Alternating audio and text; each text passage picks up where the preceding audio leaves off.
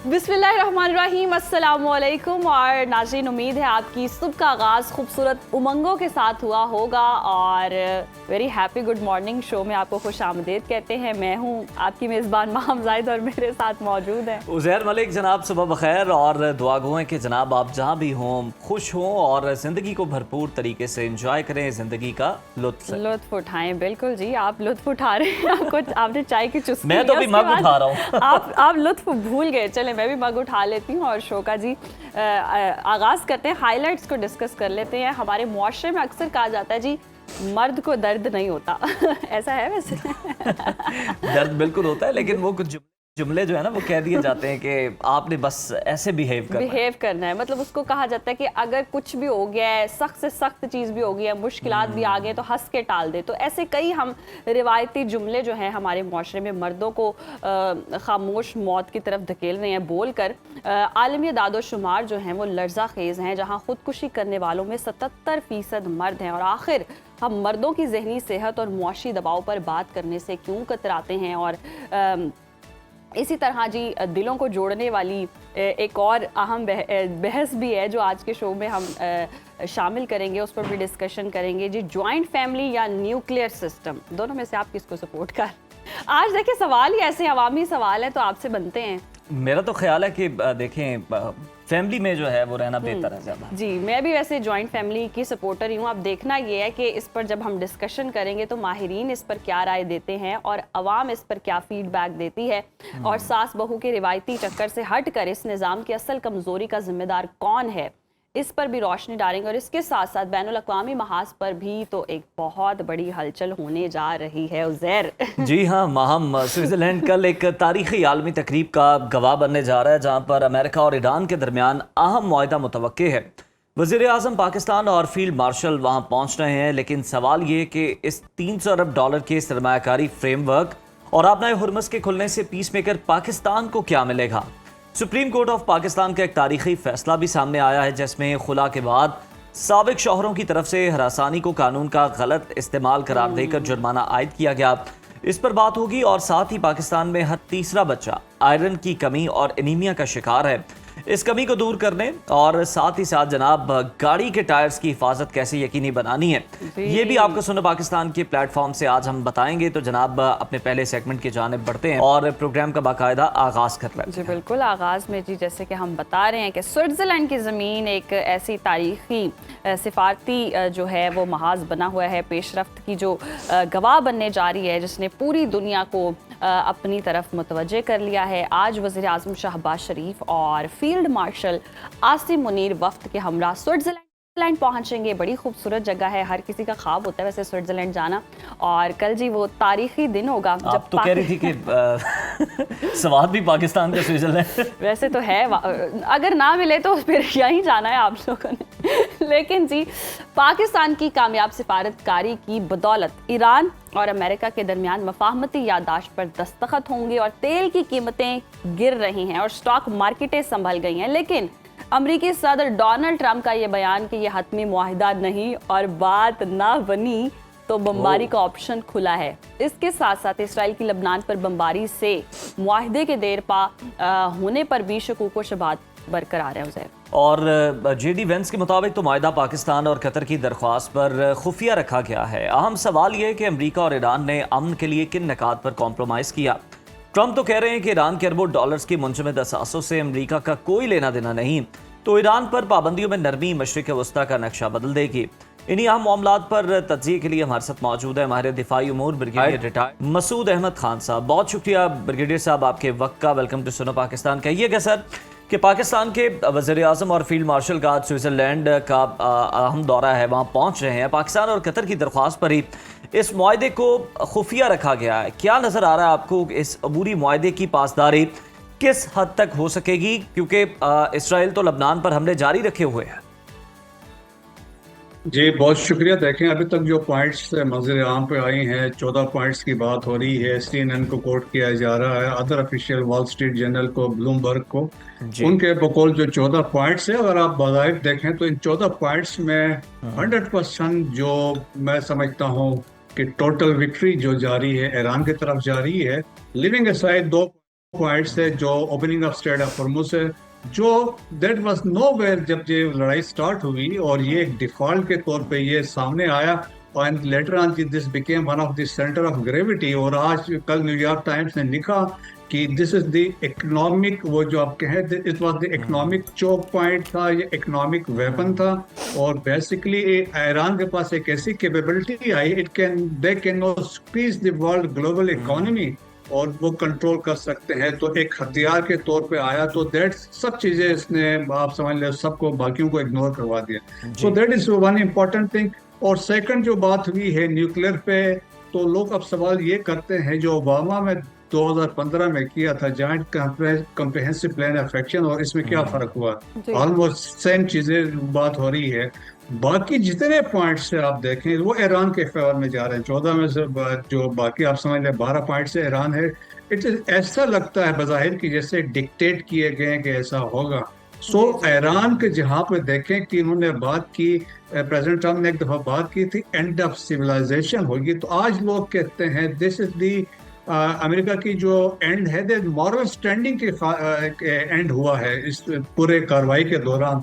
So Iran has prevailed. इसमें भी आप जो देखें कि डिस्पाइट की डिस्ट्रक्शन हुई, डिग्रेडेशन उनकी मिलिट्री की हुई, तो लेकिन इसके बावजूद अगर $300 बिलियन का आप एक वो प्रोजेक्ट बना रहे हैं कि जिसमें रीजनल कंट्रीज फंड करेंगे, तो उसमें भी ईरान का है। फिर लोगों की ये भी असेसमेंट है, देखिए ईरान को देखते थे कि कंट्री रिप्रेसिव कंट्री है, रिवाइल्ड कंट्री के तौर पे, ऑर्थोडॉक्स है, टेररिस्ट को स्पॉन्सर करते हैं। आज दुनिया उनको देख रही as a symbol of defiance और कर्ज के तौर पे देख रहे हैं दुनिया भर में कि ये अमेरिका के और अलायंस के सामने खड़े है। सो चीजें बहुत सारी तब्दील हुई, लेकिन मोस्ट इम्पोर्टेंटली ये हुआ है कि दुनिया के लिए, खित्ते के लिए एक अमन का पैगाम लेके आई है कि स्पेशली जब ये तबाही के दाने पे खड़े थे, पाकिस्तान ने इनकी मदद की, हमने उनको वहां से रिकवर किया। आज हालात बेहतरी की तरफ जा रहे हैं। आप देखें वर्ल्ड इकोनॉमी बेहतरी की तरफ जा रही है। $127 पे पेट्रोल ऑयल। बिल्कुल ब्रिगेडियर साहब, बेहतरी की तरफ तो हर चीज जारी है, लेकिन ऐसे में इस तरह के बयानात सामने आ जाना, जहां डोनाल्ड ट्रंप ये कह रहे हैं कि अगर कुछ नहीं हो पाता तो फिर फौजी कार्रवाइयों का रास्ता खुला है, तो डोनाल्ड ट्रंप बहुत अनप्रेडिक्टेबल हैं। कहीं ऐसा तो नहीं हो सकता कि ऐन मौके पर पहुंचे और मुआहदा तय होने लगे, दस्तखत होने लगे, तो कोई ना कोई माइंडसेट चेंज हो जाए और एक वही जिस तरह से ये इजराइल एजेंडा जो है वो सामने आ जाए? नहीं जी, बिल्कुल। अभी देखें ना, अभी वो G7 कंट्रीज के प्रेजेंस में एक लेफ्ट में प्रेसिडेंट फ्रांस के बैठे हुए थे, उनके होते हुए उन्होंने वो साइन किए हैं, तो और फिर सबको दिखाया है, तो वो तो अभी वो रिवर्स हो नहीं सकता। लेकिन लेटेस्ट स्टेजेस में नो, इट इंटायरली डिपेंड्स जो फाइनल एग्रीमेंट होगा उसका क्या शेप बनता है। दैट इज वेरी इंपॉर्टेंट, क्योंकि उसमें मॉडलिटीज की और जाने डिटेल्स में जाएंगे कि मैकेनिज्म के स्टेट ऑफ हॉर्मुज के लिए क्या होगा, और न्यूक्लियर में इसके फर्दर क्या होगा, इस पे सस्पेंशन कितनी देर के लिए होगी, डिसमेंटल जो करने हैं फर्दों को, नितान्स को, इस्फहान को, क्या वो होगा, स्नैप इंस्पेक्शंस होनी है, और इस तरह बहुत सारी चीजें हैं। और जो 11 टन का जो आपके पास न्यूक्लियर डस्ट बकौल ट्रम्प पड़ा है, उसके क्या डिस्पोजल होगा। सो मॉडलिटीज में जाएंगे, उसमें कंटेस्ट हो सकता है। लेकिन देखें, बोथ कंट्रीज बेडली वांटेड कि एक एग्जिट मिले, ऑफ रैम एग्जिट मिले। ट्रम्प के लिए तो डेस्परेट था, तो ट्रम्प के लिए तो ये बहुत बेहतर हुआ है। और एटलीस्ट देखें ना कि वो अभी दो चीजों पे चल रहा है कि भाई हमने स्ट्रेट ऑफ हॉर्मुज खुलवा दी है और वो बम, न्यूक्लियर बम नहीं बनाए। सही। ब्रिगेडियर साहब, एक अहम सवाल ये भी है कि ईरान पर से पाबंदियां कब हटाई जाएंगी, जंग के नुकसानात का अजाला कैसे मुमकिन होगा, और सबसे इम्पोर्टेंट पाकिस्तान को क्या फ़वाद आप आने वाले दिनों में मिलते हुए देख रहे हैं इस सूरत हाल के बाद?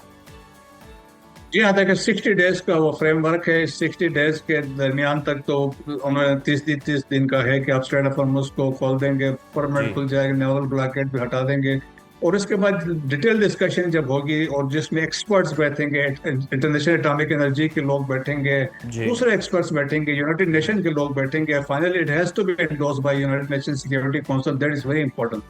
पाकिस्तान के लिए देखें कि बहुत इंपॉर्टेंट पाकिस्तान के लिए इसलिए हुआ कि पाकिस्तान तो एक अपने प्रोफाइल था, जियो स्ट्रेटेजिक प्लेयर बन गया, जियो स्ट्रेटेजिक नेगोशिएटर बन गया। एक सेंसिटिव नेगोशिएशंस हमने करवाई और करवा के हम कामयाब हुए। डिस्पाइट डिफेक्ट बड़ा प्रेशर पाकिस्तान में, डिट्रैक्टर्स भी आए, स्पॉयलर्स भी आए, लेकिन पाकिस्तान ने हिम्मत नहीं हारी और धड़ल्ले के साथ हमने कहा हमने करना है। तो क्रेडिट प्राइम मिनिस्टर ने फिर हर दफे कह रहे हैं कि credit goes to field marshal Asim Munir, जिन्होंने ही वाज द पिवट इन सारों को इंश्योर कराने में। So that is one Pakistan की इमरजेंसी। और अभी पाकिस्तान के आप देखें ना कितनी अहमियत हुई मार के हक के बाद।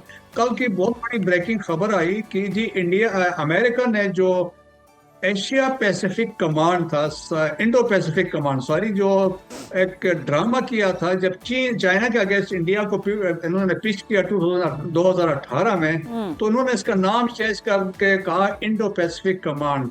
कल से इन्होंने इंडो को निकाल दिया है, it is US Pacific command. अब उन्होंने रियलाइज कर लिया है ये इंडिया पाकिस्तान के सामने खड़ा नहीं हो सकता है, तो वो चाइना के सामने कैसे खड़ा होगा।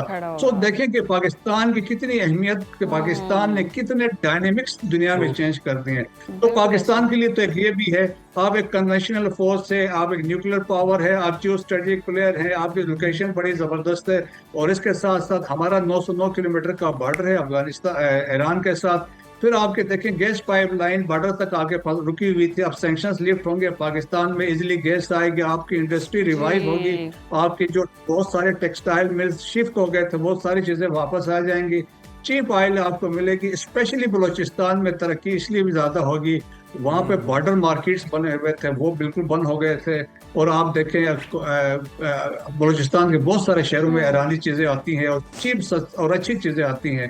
तो बलूचिस्तान में बड़ी इकोनॉमी की रिवाइवल होगी, जॉब्स निकलेंगे, लोगों का रोजगार होगा, और तो मेरा ख्याल में उस हिसाब से भी पाकिस्तान के लिए बहुत इंपॉर्टेंट है। फिर पाकिस्तान आप देखेंगे कि मिडिल ईस्ट में, वेस्ट एशिया में भी वहाँ पे पाकिस्तान वहाँ पे भी पेचअप करवाएगा, स्पेशली ईरान और जीसीसी कंट्रीज के दरमियान में। और फिर आप देखें जो एक फ्यूचर में अलायंस बनने जा रहा है जिसमें पाकिस्तान, तुर्किया है, सऊदीज है, इजिप्ट है और ईरान भी इसमें शामिल होगा। तो एक बड़ा वाज़ेह मैसेज होगा, एक यूनिटी मुसलमानों में होगी, एक वाज़ेह मैसेज भी होगा इजराइल के लिए। सही, बहुत फ़वाइद हासिल होंगे पाकिस्तान को इंशाल्लाह। बहुत शुक्रिया ब्रिगेडियर साहब आपके वक्त का। और जी ये आमदा ऑलमोस्ट तय पा गया है, और ये जो सिचुएशन है इस वक्त, इससे हम देख रहे हैं कि दोनों ममालिक जो है इत्तेफाक कर बैठे हैं और अमन खित्ते में होने वाला है, मुमकिन हो पाएगा। और पाकिस्तान की काविशें हैं, स्विट्ज़रलैंड का महाज जो है इस वक्त हर किसी की Friday will be historic day, yes इंशाल्लाह। और फाइनली ये खबर बताते हुए और डिस्कस करते हुए भी हमें दिल अच्छा को खुशी महसूस हो हो रहा रही है, है अंदर से खुशी है कि बिलाखिर दुनिया में जनाब अमन हो रहा है और इसका सिरा पाकिस्तान के सर जाता है। और यकीनन पाकिस्तान की जो दिन रात की शबाना रोज मेहनत है उसके बायस हम देख रहे हैं कि दुनिया में जनाब अमन कायम हो पा रहा है। दो बड़ी ताकतों के दरमियान जनाब सुलह हो रही है। और थोड़ा सा शहबाज शरीफ आप में भी आ गया। इतनी खुशी होगी, इतनी एक्साइटमेंट होगी। देखिए एक्साइटमेंट तो है ना, अब देखें वहाँ हर चीज़ जो है उसको आग लग गई थी, हर चीज़ जो है उसकी कीमत जो आसमान पे चली गई थी। तो अब यकीनन हम भी डायरेक्ट इफेक्ट हो रहे थे उससे और पूरी दुनिया जो है वो इफेक्टेड थी उससे। लेकिन अब जनाब उम्मीद है कि मंडियाँ जो हैं वो स्टेबल होंगी, मौशी मंडियाँ जो हैं, और मईशत में बेहतरी भी आएगी। लेकिन जनाब एक और जगह जहां बेहतरी की बड़ी गुंजाइश है वो है मोटरवे। और हम देखते हैं कि मामूली हादसात हों या फिर वायरिंग के शॉर्ट सर्किट की वजह से गाड़ियों में अचानक ऐसी खौफनाक आग भड़क उठती है कि देखते ही देखते हंसती खेलती जिंदगियां और लाखों का माल राख का ढेर बन जाता है। अभी ये जो आपको याद होगा मरी में बड़ा ही खौफनाक हादसा पेश आया हाईएस में। इसी खतरे के पेश नज़र अब national highways and motorway police ने एक इंतहाई सख्त फैसला किया है। अब तमाम मुसाफिर और माल बरदार गाड़ियों में आग बुझाने वाले आलात यानी फायर एक्सटिंग्विशर का होना कानूनन लाजिम करार दे दिया गया ताकि हर ड्राइवर को उस लाइफ सेविंग टूल की अहमियत का अंदाजा हो सके। बिल्कुल, ये एक ऐसा इकदाम है जो हमारी शाहराहों को वाकई महफूज बना सकता है। और जब हम किसी पब्लिक ट्रांसपोर्ट में बैठते हैं तो हमारी जान जो है वो ड्राइवर के एहतियात करने पर ही होती है और गाड़ी की फिटनेस से भी बहुत ज़्यादा जुड़ी होती है। और मोटरवे पुलिस ने वाज़े कर दिया है कि सिर्फ गाड़ी में फायर एक्सटिंग्विशर का होना काफ़ी नहीं है, बल्कि गैर फ़ाल या ज़ायदुल मयाद जो आलात को कानून की खिलाफ वर्जी माना जाएगा, ये बहुत ज़्यादा इंपॉर्टेंट है। और याद रखिए 24 जून के बाद किसी भी ऐसे मुसाफिर या मालबरदार गाड़ी को मोटरवे पर दाखिल होने की भी इजाज़त नहीं दी जाएगी जिसके पास ये आला मौजूद ना हुआ और खिलाफ वर्जी पर जी सख्त कानूनी कार्रवाई भी होगी और शहरियों की जान और माल के तहफ़्फ़ुज़ के लिए फ़ैसला वाकई बहुत ज़रूरी था, क्योंकि हादसा कभी बता कर नहीं आता और चंद सेकंड्स की जी बर वक्त कार्रवाई किसी का पूरा घर उजड़ने से बचा सकती है। बिल्कुल जी। और देखते हैं कि मोटरवेज की जानिब से बहुत सारे अच्छे इकदाम जो हैं वो उठाए गए हैं, इस्लाहात की गई। जैसे आपको याद होगा कि जो बस थी कलर का हार पे, वो आउट ऑफ कंट्रोल होकर जनाब दूसरी साइड पर निकल गई और वहाँ पर उसने गाड़ियों को हिट किया, हादसा हुआ।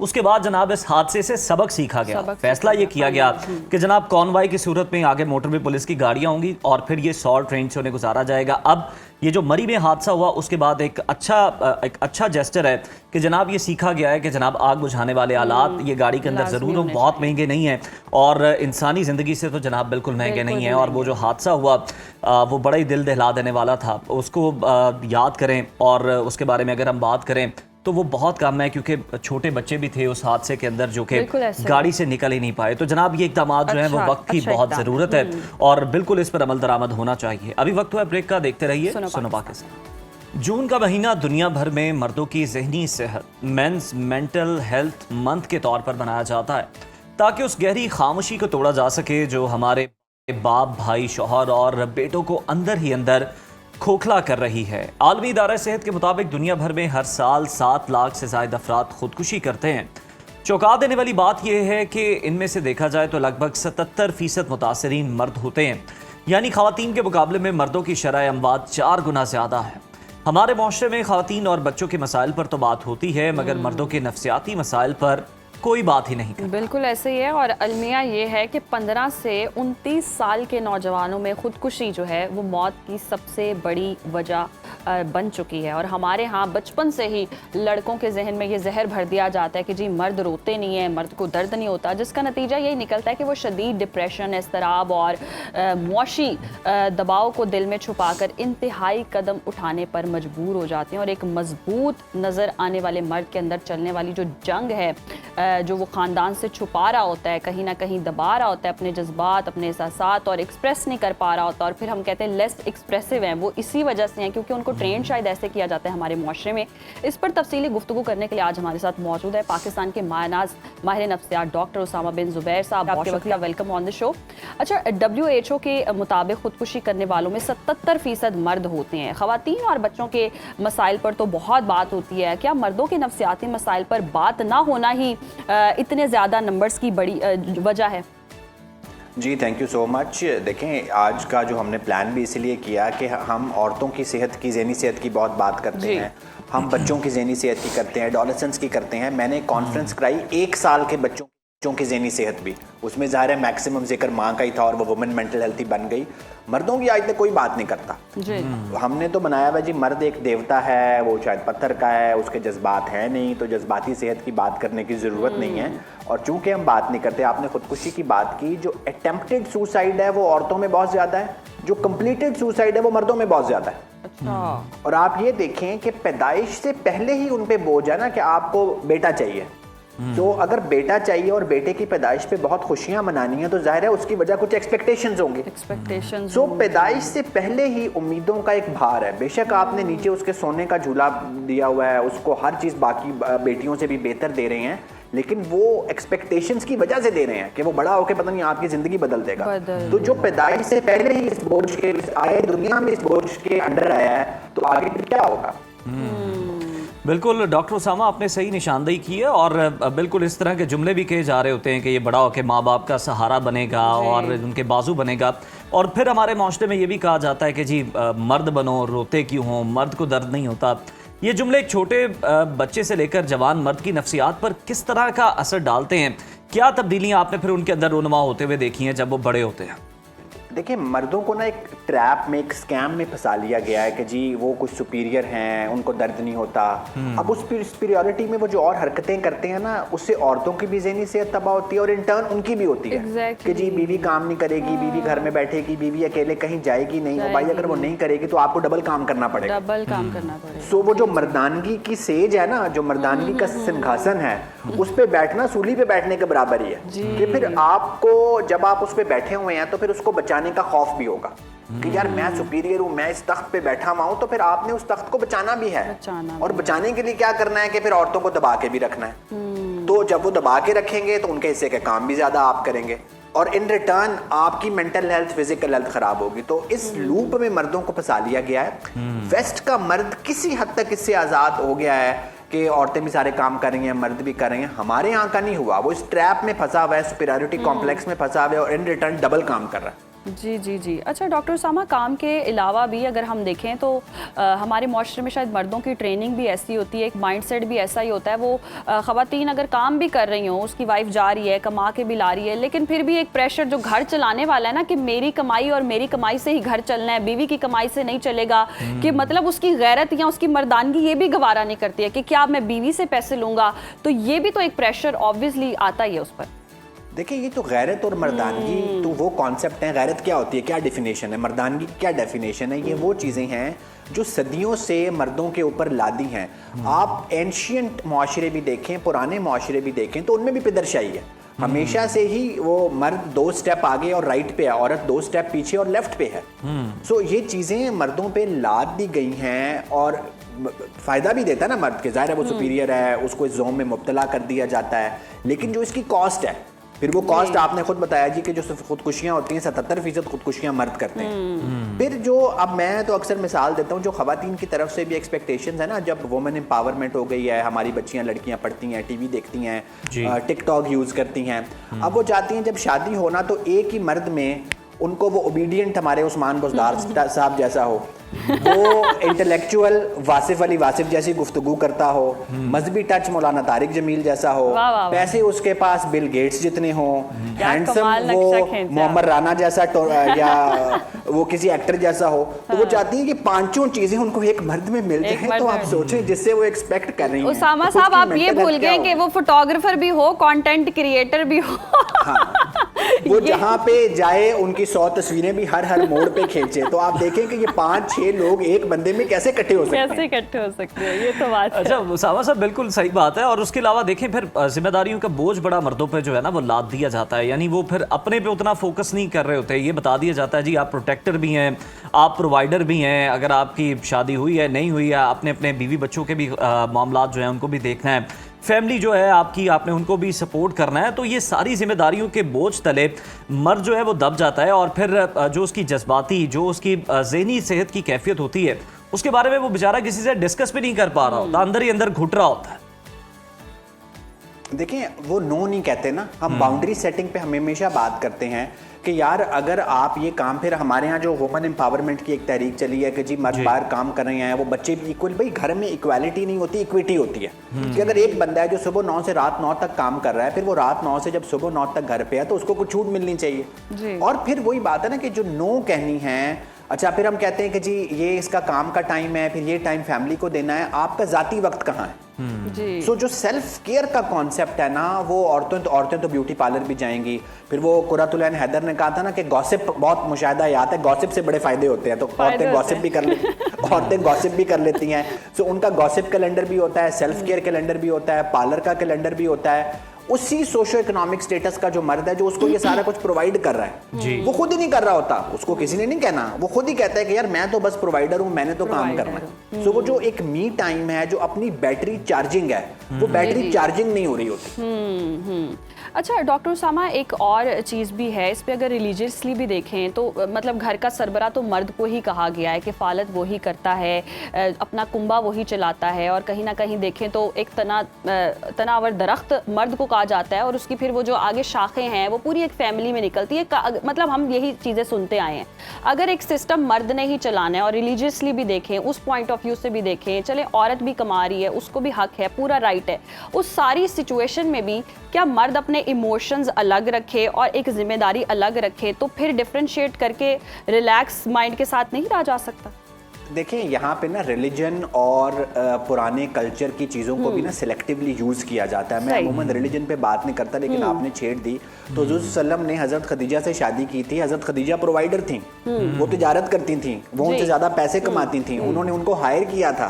सो हमारे पास तो वो एग्जाम्पल है, हजरत आयशा कैसे मर्दों को भी पढ़ाया करती थी, ठीक है। सो ये आपको देखना है कि ये मजहब को भी सिलेक्टिव लेके सरबराह जैसे लफ्ज और तनावर दरख्त जैसे लफ्ज देखे ना, जब आप ये बार रख देते हैं वो बार एक्सेप्ट भी कर लेता है, फिर उसने ये सारा कुछ करना भी है। देखिए आप एक तरफ कहते हैं जी के 2 पहिए हैं और अब 2 पहियों में से अगर एक बड़ा और छोटा तो नहीं हो सकता जी। सो अगर उसने वो करना भी है, देखिए एक सीईओ होता है ना, उसकी तनख्वाह ज्यादा होती है, सही। तो फिर अगर एक बंदा है जो सरबराह है, जो तनावर दरख्त है आपके अल्फाज में, तो फिर उसको कुछ प्रिविलेजेस भी तो दें और वो खुद अपने लिए बिल्कुल, बिल्कुल, डॉक्टर उसामा साहब आप प्रिविलेजेस की बात कर रहे हैं ना, लेकिन फिर भी एक मर्दों का सोसाइटी में यही माइंडसेट होता है, अगर औरत काम करने भी जा रही है तो उसको फिर बुरा समझा जाता है कि नहीं जी मर्द कमा के लाएगा, ये जो औरतें कमाने निकली हैं इनका राइट ही नहीं है। फिर वहां से भी तो निशानदेही कर दी जाती है ना, तो बेचारियां जो काम कर रही होती हैं, जो चाह भी रही होती हैं कि कहीं ना कहीं जिम्मेदारी निभाएं या किफालत करें,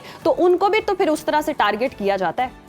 देखें वो औरतें औरतों की सबसे बड़ी दुश्मन होती है, ये कहा जाता है। आपने वो पिछले दिनों एक पॉडकास्ट का क्लिप वायरल हुआ था एक खातून एक्टर का, जिन्होंने कहा था जी कि औरतों की कमाई में बरकत नहीं होती जी। ठीक है, वो बड़ा वायरल भी हुआ। तो आपको ये देखना पड़ेगा कि इस किस्म के जो कॉन्सेप्ट्स हैं आपको, अच्छा कॉन्सेप्ट चेंज हो जाते हैं। आपको पता है कि 100 साल पहले इसी सोसाइटी में जब हम इकट्ठे थे बड़े सगीर में, तो सती की रस्म भी होती थी, औरतों को जला दिया जाता था, अब नहीं जलाया जाता। तो ओवर द इयर्स एक चेंज आया है ना, तो आज मैंने और आपने बात शुरू की है, पहली दफा किसी मेन मीडिया पे मर्दों की ज़हनी सेहत की बात हुई है। तो बात करेंगे तो 100 साल के बाद शायद मेल मेंटल हेल्थ भी उतनी नॉर्मलाइज होगी जितनी फीमेल मेंटल हेल्थ है। तो हमने आज बात तो शुरू की है ना, तो ये बिल्कुल डॉक्टर उसामा, और एक ये भी पहलू है, आपने जिस तरह से हवाला भी दिया हजरत खतीजा का, और जिस तरह से हमने बात की कि मजहबी एतबार से, लेकिन हम देखते हैं कि हमारे माशरे के अंदर अगर हम देखें आजकल के दौर के अंदर, तो ख़वातीन मर्दों से कंपैरेटिवली कुछ जगहों पे बहुत अच्छा अर्न कर रही हैं, वो ज़्यादा हाईली क्वालिफाइड हैं और उनसे ज़्यादा अच्छा कमा रही हैं। लेकिन एक प्रॉब्लम है कि जो मर्द की कमाई है जनाब वो पूरी फैमिली की है, लेकिन जो औरत की कमाई है वो सिर्फ औरत की है। ये जो दर्जाबंदी है ये क्यों की गई है?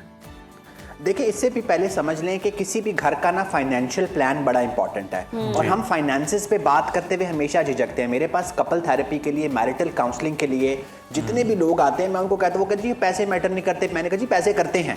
अगर आप दोनों काम करते हैं तो जो घर का फाइनेंशियल प्लान होगा, कि ये हो नहीं सकता कि खातून की सारी कमाई सेविंग में जाए और वो अपने नाम पे प्लॉट लेती रहे, और मर्द की जो कमाई है वो सारी यूज होती रहे। तो जब एक फैमिली का हर चीज़ का एक प्लान होता है, आपकी हर चीज़ का एक टाइम डिवाइड होता है, तो इसी तरह एक फाइनेंशियल प्लान भी बनेगा, दोनों कंट्रीब्यूट करेंगे। वो कैसे होगा? अगेन इक्वालिटी नहीं होगी, वो इक्विटी होगी कि किसकी कमाई ज़्यादा है, किसने सेविंग करनी है। तो बैठ के इस मौजू पे बात करें। हमारे यहाँ मर्द भी एक्सेप्ट नहीं करते, जो औरत काम करी जी ठीक है इसकी कमाई हम लेंगे तो मर्दानगी पे प्रॉब्लम आएगा। भाई घर दोनों मिलकर चला रहे हो। तो एक फाइनेंशियल प्लान एक कपल का और एक फैमिली का बहुत जरूरी है। बिल्कुल, फाइनेंशियल प्लान भी बहुत ज़्यादा ज़रूरी है। अच्छा लास्टली बता दीजिएगा क्या सिर्फ डिप्रेशन फाइनेंशियली चीज़ों से ही जोड़ा जा सकता है, या दूसरी इमोशनल कोई और चीज़ें भी होती हैं जो इफेक्ट कर रही होती हैं? ऑब्वियसली देखें, हमने जो बात एक आखिरी बात का भी जवाब दूं, ज़ाहिर है इमोशनल चीज़ें करती हैं। हमने बहुत दफ़ा ऑटिज़म पे बात की है। ये याद रखें कि मर्दों का जो ब्रेन है ना वो थोड़ा सा ऑटिस्टिक ब्रेन होता है, उसमें जज्बात ज़रा कम होते हैं। औरतों के ब्रेन में जज्बात और बातों का एरिया ज़रा ज़्यादा होता है। तो फिर खवातीन भी जब सारा इमोशनल बर्डन उस एक आदमी पे रख देती हैं तो भी प्रॉब्लम होता है। तो खवातीन काम भी करें, खवातीन के और इमोशनल एवेन्यूज़ भी हों, वो अपनी फ्रेंड्स के साथ भी जाएं, अपनी हॉबीज़ भी रखें, और फिर एक हेल्दी रिलेशनशिप में एक फाइनेंशियल प्लान भी हो, एक इमोशनल प्लान भी हो, तो गाड़ी आगे चलेगी। वरना फिर जो मर्द है वो दबता चला जाएगा। डॉक्टर साहब बिल्कुल खुद खवातीन जाएं भी, गॉसिप भी करें, फोन पे भी, फ्रेंड्स में भी जाएं, लेकिन खुद मर्द को दोस्तों की तरफ जाने से रोका जाए और कहा जाए कि जी देखें ये आप ज्यादती कर रहे हैं, फैमिली टाइम आप जो है वो अपने दोस्तों को दे रहे हैं या अपने किसी काम में बहुत सारी खवातीन का ये भी शिकवा है कि मर्द घर ही नहीं आते, दोस्तों के साथ ही रहते हैं। तो ये दोनों तरफ से ही होता है। उज़ैर, आज का प्रोग्राम अगर हमारी वुमेन एक्टिविस्ट ने उठा लिया ना तो मुझे और आपकी बड़ी ट्रॉलिंग होगी, तो इसको आज खत्म करें यहाँ पे। इट्स ओके डॉक्टर साहब, हम रेडी हैं इसके लिए। मैं वही कह रही हूँ, मैंने बोलना शुरू कर देना, बहुत हो गया। चले जी, बहुत शुक्रिया आपके वक्त का। और वाकई जी हमें मर्दी सेहत के हवाले से ज़रूर सोचना चाहिए, लेकिन यहाँ जो कुछ पॉइंट्स जो मुझे लगता है, पर्सनली लगता है कि एक्सपैंड करने की ज़रूरत है, डिस्कशन करने की ज़रूरत है। अगर इस तरह होना शुरू हो जाए तो फिर मर्द रुखसत होकर जाया करे ना, औरत तो ना रुखसत होकर किसी के घर जाए। तो वो कुंबा जो है, जो नस्ल जो है, यही कहा जाता है कि औरत चलाती है और सरबरा मर्दी होता है, यही सुनते आ रहे हैं और चलता भी है। रिलीजियसली भी मुझे लगता है कि ये एक एलिमेंट मौजूद है। बिल्कुल है, ये है। लेकिन expand होना देखें चाहिए। जिस तरह अब माशरे की ज़रूरियात तब्दील हो रही हैं, बहुत सारी रिवायात जो पहले होती थी लेकिन वो आजकल के माशरे में आकर दम तोड़ गई हैं, तो माशरा जो है वो खुद को इवॉल्व करता है और इसी तरह से चीज़ें जो हैं वो चेंज भी हो रही होती हैं। तो इस चेंज को अडॉप्ट करना भी जनाब अच्छा होता है। फाइनेंशियली अगर प्रॉब्लम है, आप दोनों मिलकर घर चला रहे हैं, तो इसमें किसी किस्म का कोई मसला नहीं है। लेकिन मर्द की भी उज़ैर, मर्दानगी मतलब मुझे ये मुतासिब भी समझ होनी नहीं आता कि चाहिए। हम डिप्रेशन को पैसों से क्यों जोड़ रहे हैं या फाइनेंशियली चीजों से क्यों जोड़ रहे हैं, कुछ और बहुत से हम emotionally लवाज़िमात भी बात होते कर रहे हैं हैं कि देखिए मर्द को जो भी उसकी जुड़ते हैं। स्पेस मिलनी चाहिए। अगर वो आ रहा है दफ्तर से थका हुआ Yes. काम करके, तो जनाब उसको भी आप थोड़ा सा घर के लिए टाइम दे कि वो हाँ, अलग बैठे, ये जरूर नहीं कहना अपना चाहिए कि thought भाई मर्द process को करें। दर्द नहीं होता, वो जी। अगर इमोशनल है तो भाई रोकर अपनी डिस्कशन और कर मर्द सकता को है, भी बता वहाँ सकता ख्याल है, रखना है कि करना है। खातन ने भी बड़ा जनाब काम किया है, उन्होंने जी। घर संभाला है, किचन संभाला है, बच्चे संभाले हैं, तो आपने उन्हें भी टाइम जो है जी। जरूर देना। बैलेंस क्रिएट करना बैलेंस लाइफ में बहुत क्रिएट ज्यादा करना जरूरी है। बहुत ज्यादा जरूरी है। जेंडर डिफरेंस से हट कर भी आप बैलेंस क्रिएट करें, दोनों एक दूसरे को इंसान समझेंगे लेकिन मर्दों तो की ज़हनी सेहत का भी जनाब आपने ख्याल रखना है, बड़ा जरूरी है। ज़हनी सेहत ज़रूर होगी उज़ैर, बहुत मैं इस पर बिल्कुल अग्री करती हूँ कि भाई अगर वो इमोशनल हैं, उनको कोई चीज़ बुरी लग रही है, एक्सप्रेस करें, क्योंकि ख़वातीन की ये होते भी है, शिकवा शिकायत होता है कि भाई हमारे जो शौहर हैं या मर्द जो हैं वो एक्सप्रेसिव नहीं है। तो यस, एक्सप्रेसिव होना चाहिए, अपने इमोशंस को बाहर निकालेंगे तो पता चल जाएगा कि भाई क्या जहन में चल रहा है। अपने अंदर दबा कर रखेंगे तो जाहिर सी बात है परेशानियाँ ही होंगी, तो डिस्कशन कर लें। लेकिन उसके अलावा अगर फाइनेंशियली आप कह रहे हैं ये दबाओ या ये मुआशी दबाओ, यस, कमा के लाने की एक जिम्मेदारी होती है, उसका एक प्रेशर होता है, उसको एक्सपेंड करके हम डिस्कस कर सकते हैं। मौलाना साहब को बैठेंगे, फिर हम इस पर बात करेंगे और किसी दिन ये टॉपिक दोबारा रखेंगे, हम अपनी टीम से कहेंगे तो डिस्कस होगा। अभी ये बातें भी जो चल रही है ये भी गलत है कि औरत की कमाई में बरकत नहीं होती। मतलब जो मर्द की कमाई से चीज 100 रुपए की आती है, औरत की कमाई से 150 की आ जाती है। बहरहाल जो भी है, क्या जो मसला क्या है? औरत की प्रॉब्लम क्या कमाई, है? जो औरत की कमाई है वो औरत की कमाई है, मर्द हाँ, उससे मर्द प्लॉट में- बनेंगे और मर्द की कमाई से जनाब घर देखिए चलेगा। फिर ऐसे हो तो खुला के वक्त ही फिर ये हक मेहर की बात किधर जाएगी? मतलब मुझे ये कॉन्सेप्ट सारा यानी खराब हो देखिए जाएगा आप ना। रिलेशन में श्योर ही नहीं है, आप पहले से अपना बैकअप प्लान करके बैठी हुई रिलेशन है, क्या? तो फिर तो जनाब भाई, टूटना ही टूटना जब है। ये श्योरिटी दीन देता है आपको, रिलीजन देता है, तो फिर आप इसको कैसे क्वेश्चन कर सकते हैं? खुला का हक दिया गया है, तलाक का हक दिया गया है, डिवोर्स का हक दिया गया, हक मेहर का हक दिया गया है, औरत रुखसत होके जाती है, ये सारे हक है। फिर तो आप पूरे सिस्टम को क्वेश्चन आउट कर रहे हैं। मुझे यहाँ पर थोड़े से डाउट है। देखिए सवाल उठाना जरूरी है ताकि Yes, बेहतर जवाब हाँ, मिल सके, बेहतर और आप जवाब भी इस मिल पे जनाब सके, अपनी राय बिल्कुल। दे सकते हैं। हम ये मामला ब्रेक में सॉर्ट आउट करते हैं। स्टे विद अस।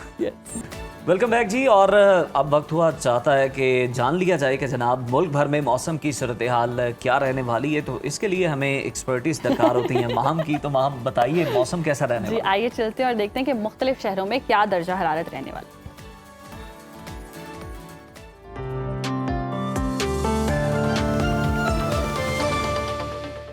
नाज़रीन, मुल्क के बेशतर इलाकों में मौसम गर्म और खुश्क रहने की तवक्को है, ताहम बालाई खैबर पख्तूनख्वा, कश्मीर और मुल्हिका पहाड़ी इलाकों में तेज़ हवाओं और गरज चमक के साथ चंद मकामात पर बारिश का इम्कान है। और मुल्क के मुख्तलिफ शहरों में क्या सूरत हाल रहेगी मौसम की, आइए जान लेते हैं। और सबसे पहले बात करते हैं गिलगित बल्तिस्तान के मौसम की, जहां पर मतला जुज़वी अब्र आलूद रहने का इम्कान है। गिलगित में ज़्यादा से ज़्यादा अगर हम देखें तो दर्जा हरारत है 26 और कम से कम 13 डिग्री तक रहने का इम्कान है।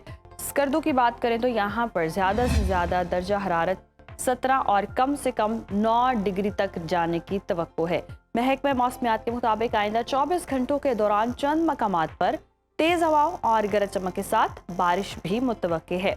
आज़ाद कश्मीर की बात करें तो मतला जुज़वी अब्र आलूद रहने की तवक्को है। मुज़फ़्फ़राबाद का रुख करते हैं, यहाँ पर हम देख रहे हैं मैक्सिमम टेम्परेचर है 31 और मिनिमम 20 डिग्री तक जाने का इम्कान है, जबकि श्रीनगर में ज़्यादा से ज़्यादा पारा है 26 और कम से कम 14 डिग्री तक रहने की तवक्को है। मौसम का हाल बताने वालों ने आइंदा 24 घंटों के दौरान कश्मीर में चंद मकामात पर तेज़ हवाओं, आंधी और गरज चमक के साथ बारिश की पेशगोई की है। अब रुख कर लेते हैं खैबर पख्तूनख्वा का, जहां पर हम देख रहे हैं सूबे के बेशतर अजला में मौसम गर्म और खुश्क रहने का इम्कान है। पेशावर लिए चलते हैं आपको, यहाँ पर हम देख रहे हैं ज़्यादा से ज़्यादा दर्जा हरारत 37 और कम से कम 26 डिग्री रहने का इम्कान है, जबकि सवात में टेम्परेचर जो है वो 20 से 12 डिग्री के दरमियान रह सकता है। और महकमा मौसमियात के मुताबिक आइंदा 24 घंटों के दौरान कोहिस्तान, शांगला, बुनेर, मानसहरा, एबटाबाद, बटग्राम, कलाम, पाराचनार, वज़ीरिस्तान और सवात में तेज़ हवाओं और गरज चमक के साथ चंद मकामात पर बारिश मुतवक्के है। अब बात करते हैं 5 दरियाओं की सरजमीन यानी कि पंजाब की, जहां पर सूबे के बेशतर अजला में मौसम गर्म और खुश्क रहने का इम्कान है। सूबाई दारुल हुकूमत लाहौर लिए चलते हैं आपको। यहाँ पर हम देख रहे हैं मैक्सिमम टेम्परेचर है 37 और मिनिमम 27 डिग्री तक जा सकता है। और शहर इक़्तिदार इस्लामाबाद का रुख करें तो यहाँ पर जी पारा 35 से 25 डिग्री के दरमियान रहने का इम्कान है। और मुल्तान का अगर हम रुख करते हैं तो मुल्तान में जी मैक्सिमम टेम्परेचर 38 है और मिनिमम 27 डिग्री तक रहने की तवक्को है। महकमे मौसमियात के मुताबिक बादस दोपहर मरी गिलियाद, जहलुम, कसूर, मुल्तान, राजनपुर, रहीम यार खान, डीजी खान और बहावलपुर में तेज़ हवाओं, आंधी और यहाँ पर भी गरज चमक के साथ चंद मकामात पर बारिश हो सकती है। अब बात करते हैं मादनी ज़खायर से मालामाल सूबे यानी कि बलोचिस्तान की, जहां पर जी सूबे के बेशतर अजला में मौसम गर्म और खुश्क रहने का इम्कान है। कोयटा की बात करें तो यहाँ पर हम देख रहे हैं पारा 35 से 16 डिग्री के दरमियान रह सकता है। और महकमे मौसमियात के मुताबिक आइंदा 24 घंटों के दौरान शिमाली मगरबी अजला में मतला जुज़वी अब्र आलूद रहने के अलावा बारखान, डेरा बुगटी, नसीराबाद और खुजदार में तेज़ हवाओं और गरज चमक के साथ चंद मकामात पर बारिश का इम्कान है। आखिर में जी हमेशा की तरह आपके साथ शेयर करेंगे सुबह सिंध का मौसम। यहाँ पर सुबह के बेशतर अजला में मौसम गर्म और खुश रहेगा। कराची में हम देख रहे हैं ज़्यादा से ज़्यादा टेम्परेचर जो है वो 35 और कम से कम 29 डिग्री तक रह सकता है, जबकि हैदराबाद में मैक्सिमम टेम्परेचर है 38 और मिनिमम 28 डिग्री तक रहने की तवक्को है। महकमे मौसमियात ने आइंदा 24 घंटों के दौरान बलाई अजला में मतला जुज़वी अब्र आलूद रहने के अलावा कश्मोर, जैकबाद, शिकारपुर, लाड़काना और दादू में तेज़ हवाओं, आंधी और यहाँ पर भी जी गरज चमक के साथ चंद मकामात पर बारिश की पेशगोई की गई है।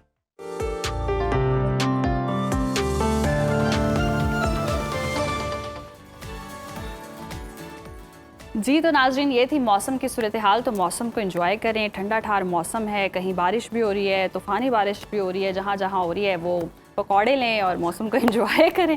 हम चलते हैं ब्रेक पर, देखते रहिए सुनो पाकिस्तान। वेलकम बैक नाजरीन। और सुप्रीम कोर्ट ऑफ पाकिस्तान से एक तारीखी फैसला आया जो हमारे ख़ानदानी और अदालती निज़ाम में बरसों से जारी एक भयानक रिवायत का रास्ता रोकेगा। चीफ जस्टिस याह्या अफरीदी की सरबराही में 3 रुकनी बेंच ने एक साबिक शौहर की तरफ से खुला याफ्ता खातून को दीवानी और फौजदारी मुकदमात के जरिए मुसलसल हिरासा करने की अपील को न सिर्फ मुस्तरद किया बल्कि 5 लाख रुपए का जुर्माना भी किया। और सुप्रीम कोर्ट ने वाज़ेह कर दिया कि इद्दत के बाद खातून अपनी जिंदगी का फैसला करने में आज़ाद है। बिल्कुल। और पाकिस्तान में सालाना हज़ारों ख़वातीन खुला के बाद ऐसे ही इंतकामी मुकदमात का सामना करती हैं। अगर हम आदाद शुमार पर नज़र डालें तो मुल्क की फैमिली कोर्ट्स में ज़ेर इल्तवा मुकदमात का एक बड़ा हिस्सा खुला के बाद के तनाज़ात पर मबनी होता है। सुप्रीम कोर्ट ने वाज़ेह कहा कि खुला इस्लामी और मुल्की कानून के तहत औरत का हक है और इसके बाद वो अपनी मर्जी से निकाह करने की मजाज है, जिसमें साबिक शौहर की रजामंदी या मंजूरी की कोई भी कानूनी हैसियत नहीं रहती। इसी अहम कानूनी और समाजी पहलू पर तफसीली गुफ्तगू के लिए आज हमारे साथ मौजूद है सुप्रीम कोर्ट की नामवर माहिर कानून आमना कादिर साहिबा। आमना साहिबा, वेलकम टू सुनो पाकिस्तान। सबसे पहले तो इस फैसले की ज़रा तशरीह कर दें कि ये ख़वातीन के हुकूक को कैसे यकीनी बनाता है, और ये भी बताइएगा कि हमारे निज़ाम इंसाफ और थाना कल्चर में क्या हुक्म है कि एक फैमिली कोर्ट के फैसले के बाद भी पुलिस और मजिस्ट्रेट एक खातून को हिरासा करने का आलाकार बन जाते हैं, और वो माइंड सेट क्या है कि जनाब इसकी कैसे हिम्मत हुई, इसने खुला ले ली, इसको तो अब सबक सिखाना है, इसको तो कानूनी कार्रवाइयों के जरिए उलझाना है। ये जो फैसला आया है ये नया फैसला नहीं है। तो फॉर एग्जांपल ये पहले भी बहुत, मतलब हमारे कानून में ये बात पहले भी है। तो एक औरत का खुले का जो हक है शादी या अलहदगी के बाद, ये पहले से ही बरकरार था। तो क्वेश्चन ये है कि इस फैसले में नई बात क्या हुई है कि 70 या 60 दिन में आपको वो केस को निपटाना है।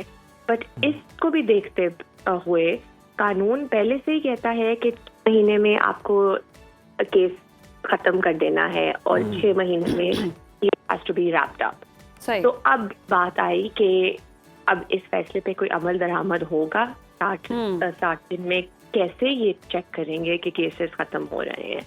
दूसरी बात जो आपने कहा हिरासत की और पुलिस की, पुलिस तो शायद खुले के मामले में नहीं इन्वॉल्व होती आमतौर पे, क्योंकि ये तो काफ़ी घरेलू मसला होता है। बट आपने जो बात माशरों की माइंडसेट की, ये माइंडसेट बहुत ही ख़राब है हमारे माशरे में।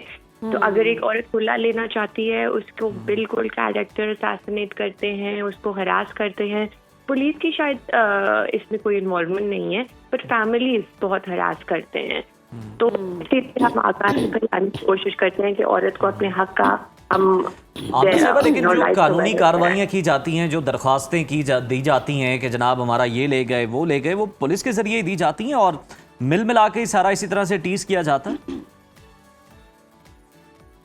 तो ये पुलिस के जरिए नहीं होते। जो फॉर एग्जांपल वो कहते हैं औरत ने मेरा सोना चोरी कर लिया है, तो ये पुलिस के जरिए होती है।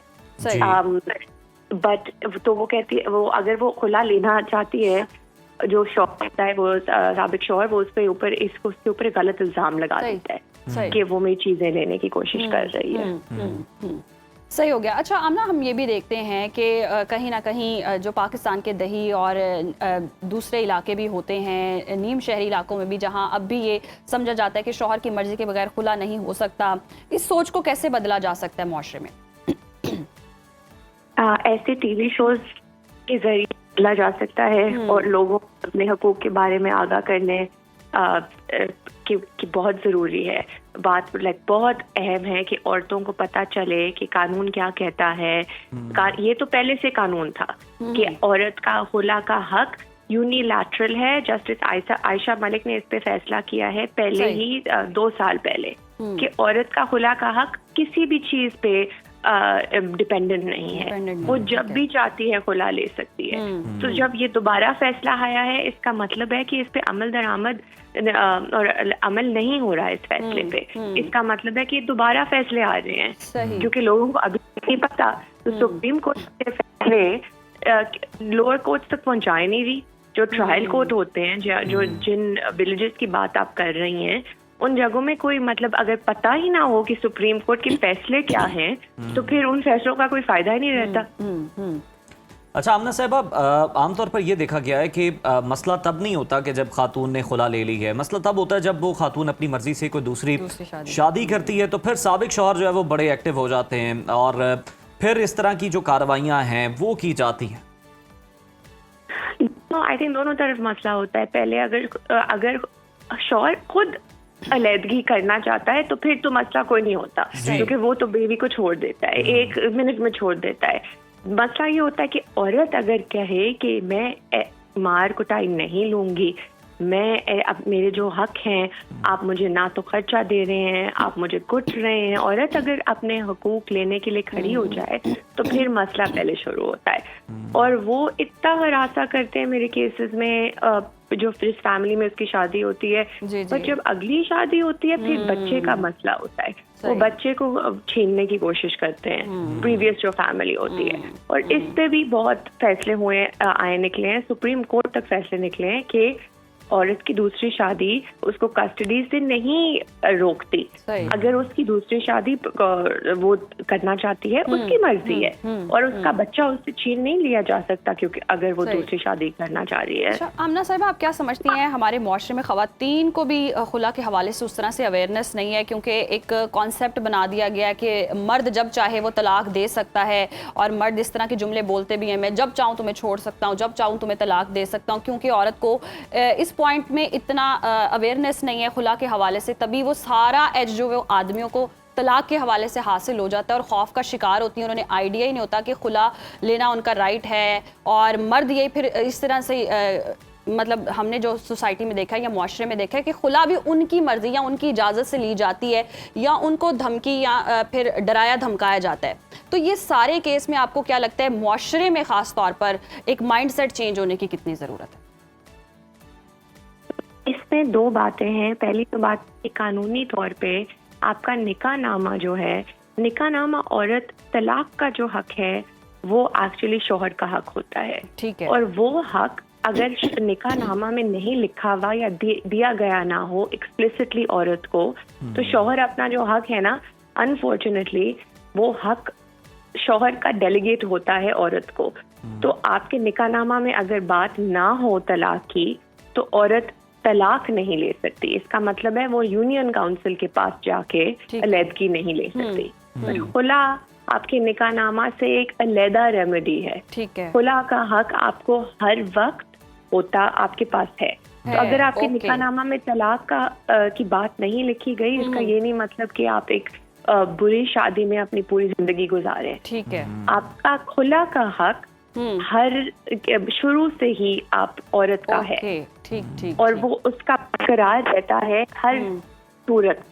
अब जो बात आई अलैदगी की, या अगर शौहर ने आपको खर्चा नहीं दिया क्रूअल्टी के बेसिस पे, अगर आपके शौहर या आपके जो इन-लॉज हैं वो क्रूअल होते हैं आपके साथ कानून के तहत, आपको अपनी हक, आपका हक महर भी मिल सकता है वापस, और जो भी चीजें उन्होंने आपको दी हैं वो भी आपको पूरे तौर पे मिल सकती हैं। सही।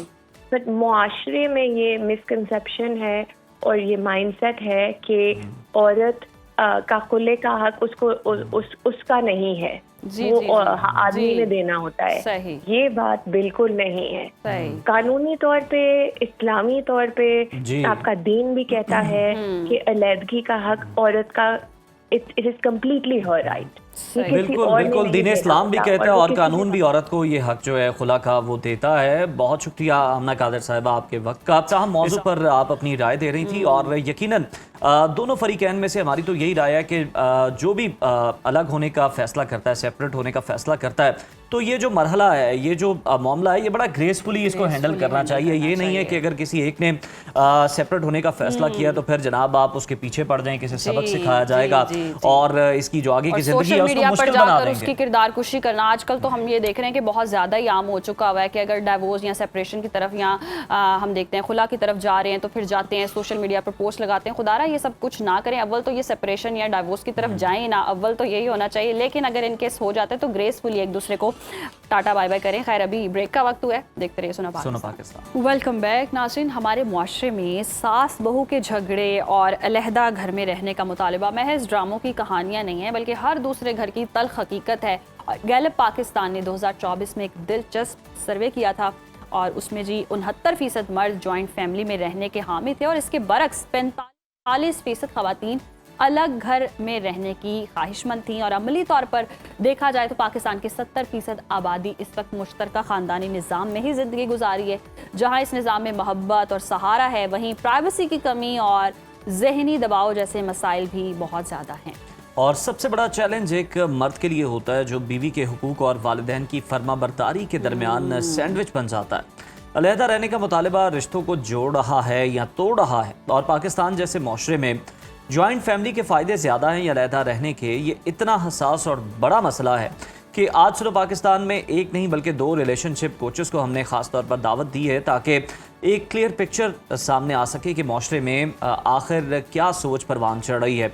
तो जनाब इस मौजू पर रहनुमाई करने के लिए मिसेस खान और मिसेस अली हमारे साथ मौजूद हैं, और मिसेस अली से स्टार्ट करते हैं। कुछ ही देर में मिसेस खान भी हमें ज्वाइन करेंगी। वेलकम टू सुनो पाकिस्तान। मिसेस अली, कहिएगा, ये सास बहू के झगड़े शुरू से हैं, क़यामत तक रहेंगे भी। आप अपने एक्सपीरियंस से बताइएगा कि आपके पास इन इश्यूज से मुतालिक ज़्यादातर किस नौयत के केसेस आते हैं? अस्सलाम वालेकुम। देखिए, साथ रहने का मसला नहीं है, एक्चुअली साथ रहते हुए जो फैमिलीज एक दूसरे की बाउंड्रीज को क्रिएट नहीं करती, या वो फैमिलीज जो हर मैटर में अपना जो है वो इंटरफेयर कर रही होती है। आजकल की जनरेशन को, जैसे हमने पहले ही बात की थी, कि मुदाखलत पसंद नहीं है। आप किसी के सलाह मशवरे, मोहब्बत, प्यार को भी मुदाखलत समझते हैं। तो यहाँ पर मसला जो है वो साथ रहने का नहीं है। साथ रहते हुए हर किसी के मसले में इंटरफेरेंस का इशू है कि जाहिर सी बात है, आप जब साथ रहते हो तो कोई आपको सलाह या मशवरा देता है, और 4 जो बर्तन होते हैं घर में तो वो खटकते हैं। लेकिन यहाँ पर लोग इसको इस नजरिए से देखते हैं कि हमारे मामलात में दूसरे का अमल दखल उनकी जात से नाजायज जो है वो गवार होता है, और उनको ये चीज समझ में नहीं आती कि कोई हमारे लिए मोहब्बत में इस चीज का जो है वो हमें समझा रहा है, या हमें हमारे ख्याल में हमें ये चीज समझा रहा है। उनको वो मसला जो है वो इंटरफेयर लगता है। लड़के का जो सैंडविच बनना है माँ और बीवी के दरमियान, वो काफी अरसे से मसला चलता आ रहा है, और उसमें यह है कि लड़का अपनी फैमिली को नहीं छोड़ना चाहता, और जो लड़की है वो साथ रहना नहीं चाहती, क्योंकि उसको भी ये चीज पता है कि मैं जो है वो जिम्मेदारी भी एक ऑन कर रही है जॉइंट फैमिली में रहते हुए, और फिर वो जो टोन्स हैं और वो जो जहनी शिकार का इंसान दबाव में आ जाता है, तो वो उसके लिए बहुत प्रॉब्लमेटिक है। तो वो नहीं चाहता कि वो उसको छोड़े, लेकिन लड़की जो है वो नहीं चाहती कि वो साथ रहे, तो यहाँ पर कॉन्फ्लिक्ट जो है ना वो बढ़ते नजर आते हैं। सही, तभी तो फिर जहनी दबाव का शिकार हो जाते हैं एक ही घर में रहते हुए लोग। अच्छा, मिसेस खान भी हमें ज्वाइन कर चुकी हैं। मिसेस खान, कहिएगा, न्यूक्लियर फैमिली सिस्टम ज़्यादा बेहतर है या फिर हम कह लें कि जॉइंट फैमिली सिस्टम ज़्यादा बेहतर है? किसको ज़्यादा प्रेफरेंस देनी चाहिए और रीज़नेबल भी कौन सा है? देखें, ये डिपेंड करता है family to family. It's not necessary कि आप अलग सिस्टम में जाएं या आप जॉइंट सिस्टम में जाएं। अगर औरत कहीं काम कर रही हो तो क्या अलग रह सकती है? किसी को नौकरानी को आजकल आप किसी पे भरोसा कर सकते हैं? नहीं। तो आपको एक घर का बड़ा बंदा जरूर चाहिए होता है। तो वो दादी नाना या दादी दादा होते हैं। अगर आप जॉब कर रही हो तो उनका होना बहुत जरूरी है, क्योंकि वो अपने तौर तरीके उनके अंदर इंसर्ट कर रहे होते हैं, उनके डेवलपमेंट में बहुत हिस्सा ले रहे होते हैं नानी नाना। और पहले जमाने के बच्चे तो पलते ही नानी नाना और दादी दादा के आगे। ऐसे ही है। तो जब तक हम इनको नहीं रखेंगे अपने साथ और इनको हर वक्त अवॉइड करेंगे, कम से कम बचपना तो देखे ना कि बच्चों का और सबका बड़ों का साथ गुजरे। जब आपके पास इनफ स्पेस ना हो और आपका घर अब छोटा रह रहा हो और बच्चे बड़े समझदार हो गए हो, तो उस वक्त आप सोचे कि चले अब हम अपना घर अलग कर लेते हैं। अब हमारे बच्चे समझदार हो गए, वो अपनी जिम्मेदारियां उठा सकते हैं। इनिशियली आपको अपनी जॉइंट फैमिली प्रेफर करनी चाहिए ताकि आपकी जो वैल्यूज है वो बच्चों में इनकलकेट हो जाए, वो बच्चों में। बिल्कुल मिसेस खान, बिल्कुल दुरुस्त फरमा रही हैं आप। वैल्यूज की बात कर रही हैं और ये नाना नानी या दादा दादी ही वो वैल्यूज जो हैं वो बच्चों में डाल सकते हैं। और जिस तरह से आप बता भी रही हैं कि अगर पेरेंट्स जो हैं वो काम करने जा रहे हैं तो पीछे से टेक केयर भी नाना नानी या दादा दादी ही कर रहे होते हैं। जॉइंट फैमिली सिस्टम में बच्चा ज़्यादा अच्छा ग्रो करता है। लेकिन अब जो मसला ये है कि आजकल की ख़वातीन के बारे में, या फिर वो अदाकार ने भी जिस तरह से बोला प्रोग्राम में कि जी जो लड़की आती है वो आते साथ इसी माइंड से आती है कि मैंने सेपरेट घर लेना है या अलहदा हो जाना है या मैंने साथ नहीं रहना। ये जो औरतों का आगे नया माइंड सेट आ रहा है कि न्यूक्लियर फैमिली की तरफ ही जाना है, पेरेंट्स को छोड़ दो और अलग हो जाओ, इस पर आप क्या राय देंगे? मॉडर्नाइजेशन इस पर तो मैं बिल्कुल, जिसने कहा है आई एम वेरी सॉरी, मैं इसको नेगेट करती हूँ। बिल्कुल इसको सेकंड नहीं करूंगी, क्योंकि पहले दिन से आपको क्या अकल है? हम अपने अम्मा अब्बा के घर पे गए थे, हमें तो अच्छी तरह पकाना भी नहीं आता था, हमें तो नौकरों से डील करना भी नहीं आता था, हम इतने मैच्योर नहीं थे कि हमारे पास प्लम्बर या इलेक्ट्रिशियन या बाहर से लोग आए तो हम उनके साथ डील कर सके। उधर हांडी रोटी देखेंगे, उधर उनको देखेंगे, क्या क्या एक अकेला बंदा करेगा। तो वहाँ पे हॉर्न बज रहा है, वहाँ पे बेल बज रही है, वहाँ पे आप किचन में कुकिंग कर रहे हैं या बाथरूम में है, तो कैसे आप सारी चीजें मैनेज कर सकते हैं? बिल्कुल ऐसे ही है। शुरू में आपको कुछ अरसा जरूरी है कि आपकी एक किस्म की ट्रेनिंग हो रही है। आपकी सास आपको, मेरी तो सास ने मुझे ट्रेन किया, मेरा ख्याल सबकी सास ने अपनी वैल्यूज के हिसाब से, खाने पीने के हिसाब से, लेआउट करने के हिसाब से सब ये बबुएं जो बिल्कुल ये सारी चीज़ें जो हैं वो सिखाई भी जाती हैं, बताई भी जाती हैं कि किस तरह से घर को चलाना है, फैमिली को संभालना है। मिसेस अली, आप बताइएगा, आपने मिसेस खान की गुफ्तगू सुनी, बड़े वैलिड पॉइंट्स हैं, आपका क्या पॉइंट ऑफ व्यू है इसमें?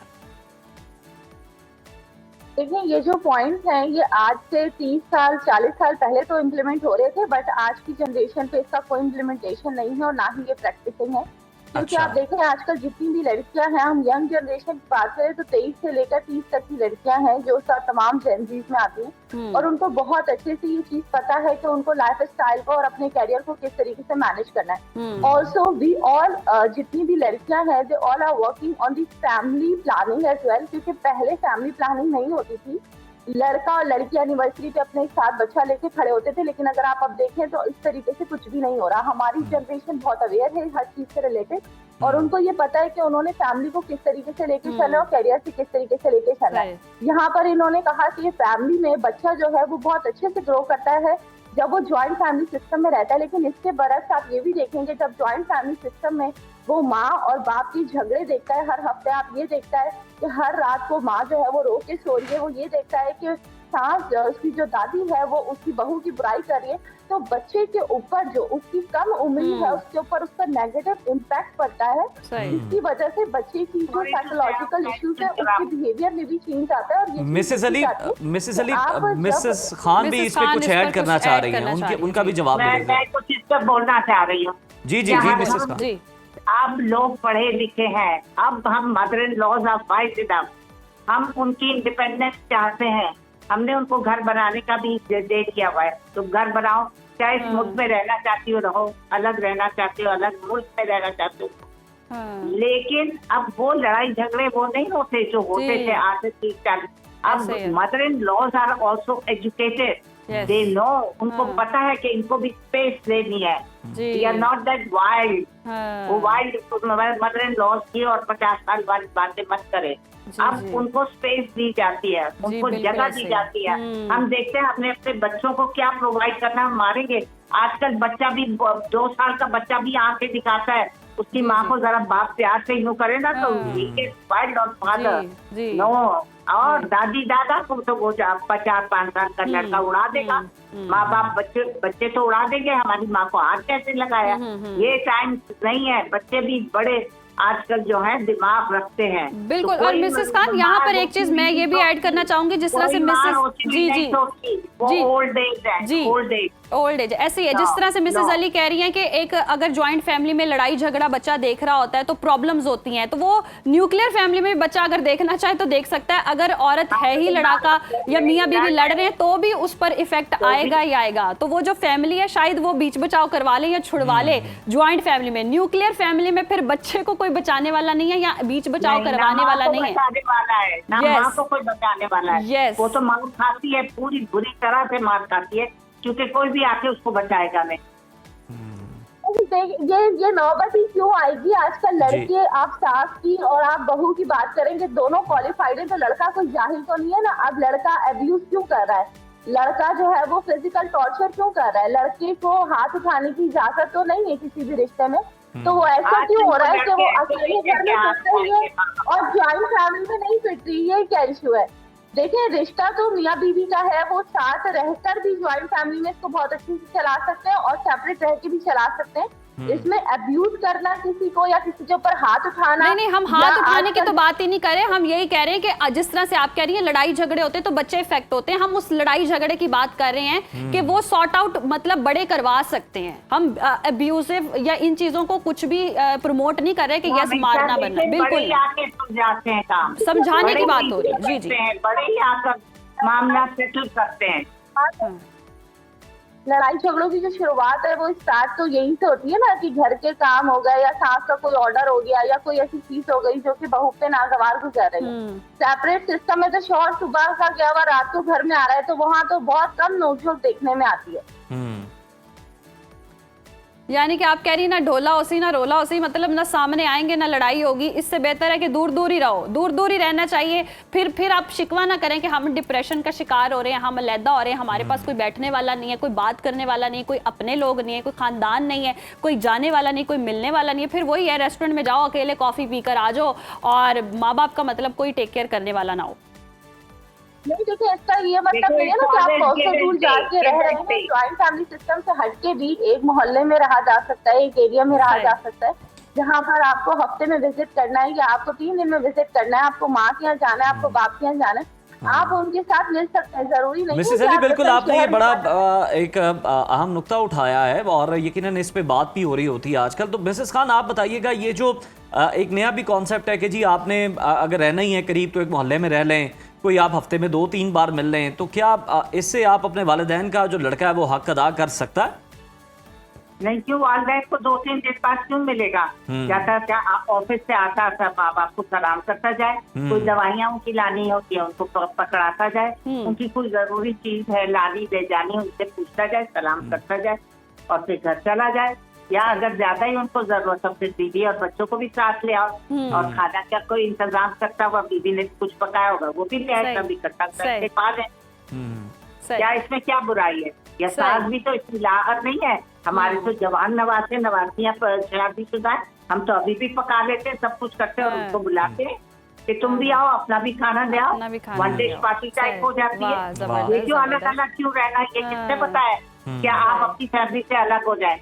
आप नहीं अलग हो सकते। ये नहीं जो हो मांस है ना, इससे ये नाखून जुड़ा हुआ होता है, जी। इसको आप अलग नहीं कर सकती अलग नाखून नहीं को, कर सकते। ये याद रखें। अच्छा मिसेस ये खान, जो यहाँ लोग एक बात और को पॉइंट भी है जो हम बदले लास्ट टाइम भी रहे हैं, डिस्कस कर रहे थे कि अगर कोई This is फाइनेंशियली very इतना wrong. स्ट्रांग ही ना हो कि अलग अलग घर लेकर दे सकता हो, दो अलग घर चला सकता हो, उसका सेटअप चला सकता हो, अगर वो बेचारे में इतनी इस्तिताअत नहीं है, इतनी हिम्मत नहीं है, वो फाइनेंशियली अफोर्ड नहीं कर सकता, तो फिर वो बेचारा क्या करे, किस तरह अब से आप अकेला? देखिए, वो किराया कहाँ से देगा, वो बिल्स कहाँ से देगा, वो बच्चों हाँ के जी। अखराजात, उनकी फीसें, उनकी किताबें, उनके गले तरले, ऐसा कौन चाहिए? ऐसा नहीं आपा इस देगा। पर मिसेस अली कुछ कमेंट करना चाह रही हैं, पहले उनकी भी सुन लेते हैं। जी जी जी जी, मिसेस ये अली। तो कोई नहीं अफोर्ड कर सकता है। अड्डे अंदर को 8-10 लाख रुपया ना कमाता हूँ। जी ये जो बिल्कुल औरतें कह रही ना अलग रहना, उसके मियाँ की 8-10 लाख रुपए बिल्कुल मिसेस खान, आपकी बात आ गई है, आपकी बात समझ आ गई है। मिसेस अली का भी कमेंट इसमें शामिल कर लेते हैं, वो भी बात करना चाह रही हैं। मिसेस अली, आप बताइए। जी, मैं ये कह रही हूँ कि देखिए, मैंने आपको पहले ही बताया था कि हमारी मेजॉरिटी जो मिडिल क्लास है उनके पास इतनी इस्तेताअत नहीं है कि वो नहीं सबको है, सेपरेट जी। घर में रखें और उसका जो है वो एक्सपेंस बेयर करें।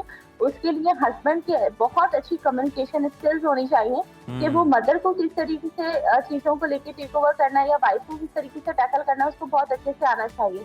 क्योंकि बहुत बार ऐसा होता है कि हमारे जो मर्द हज़रात होते हैं वो बातचीत से घबराते हैं या खवातीन के मसलों में पड़ने से जो है वो घबराते हैं और फिर वो मसले जो बढ़ते हैं वो एक बड़ी लड़ाई की शक्ल इख्तियार कर लेते हैं, जिसकी वजह से घर की बर्बादी होती है या मसलों में मजीद जो है वो तनाज़ा देखा जाता है। तो इसके लिए मर्द जो है वो इस चीज़ को अंडरस्टैंड करे, तो उसकी छोटी छोटी नोक-झोंक को शुरू में ही अच्छा बिल्कुल, ये नोक झोंक जो है ये होती है, बहुत सारी इसकी वजूहात भी होती हैं। मिसेस खान, आप बताइएगा कि जो खातून नहीं रहना चाह रही होती फैमिली के साथ, जॉइंट फैमिली सिस्टम में नहीं रहना चाह रही होती, न्यूक्लियर फैमिली को वो चाहती है कि जनाब हम अलग हो जाए, वो किस तरह से जो है वो माहौल को क्रिएट कर रही होती है घर में कि जनाब लड़का भी एंड पे फेडअप होके कहता है कि ये फैमिली में, जॉइंट फैमिली में रहना तो जनाब अब मुहाल हो चुका है, अब हमें अलग ही होना है।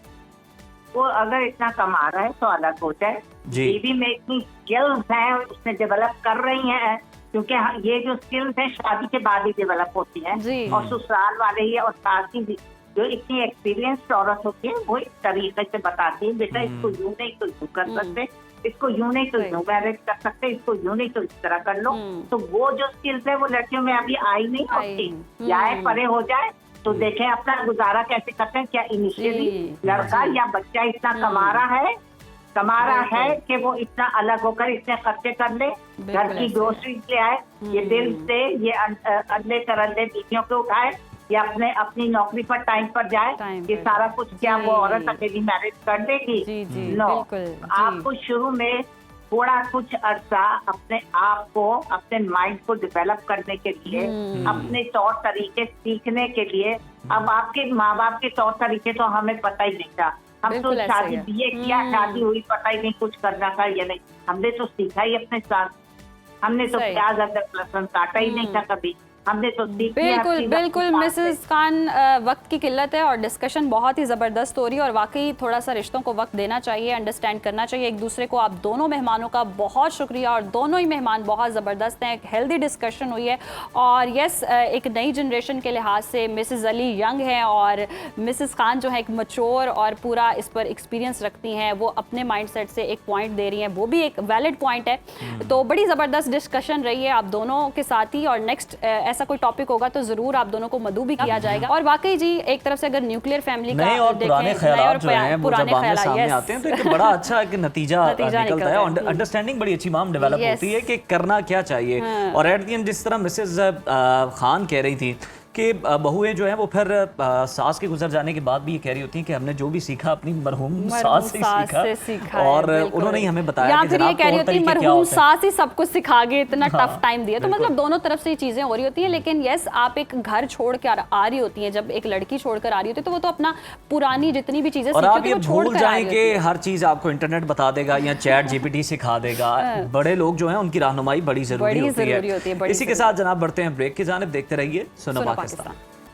व्यूअर्स, शदीद गर्मी के इस मौसम में जहाँ हम सब निढाल हैं, वहीं एक ऐसा खामोश बहरान भी हमारे घरों को अंदर से खोखला कर रहा है जिसे हम अक्सर मामूली कमजोरी समझकर टालते हैं, और वो है आयरन आयरन की शदीद कमी का होना। आदाद शुमार के मुताबिक पाकिस्तान में तकरीबन हर 3 में से एक बच्चा और हर 5 में से एक तौलीदी उम्र की खातून आयरन की कमी से होने वाली खून की कमी यानी एनीमिया का शिकार है। जब जिस्म में आयरन कम होता है तो सिर्फ खून नहीं घटता बल्कि हमारा दिमाग सुस्त, जिल्द बेरौनक और बाल गिरने लगते हैं। बिल्कुल ऐसा ही है, और जिसके नतीजे में हम देखते हैं हर तीसरा बच्चा और हर 5वीं खातून जो है वो आयरन की कमी का शिकार होती है। और वाकई ये बहुत तशवीशनाक सूरत हाल होती है। गर्मी की लहर में जब पसीना ज़्यादा आता है तो जिस्म का पूरा हाइड्रेशन और इलेक्ट्रोलाइट बैलेंस जो है वो आयरन की कमी की वजह से क्रैश कर जाता है, जिसकी वजह से जी पट्ठों में शदीद दर्द होती है, फटीक्स होती हैं। और पाकिस्तान की मायनाज हर दिल अजीज़ हर्बलिस्ट नईमा आपा इस मसले का हल हमारे सामने लेकर आई हैं,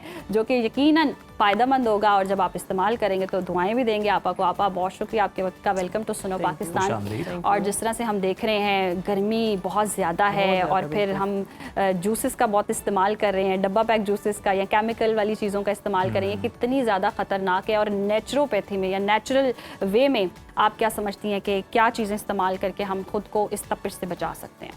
बिस्मिल्लाहिर्रहमानिर्रहीम, अस्सलाम वालेकुम। नेचुरोपैथी में ही इसका इलाज है, मैं ये समझती हूँ। बाकी सारा आर्टिफिशियल है। ठीक है।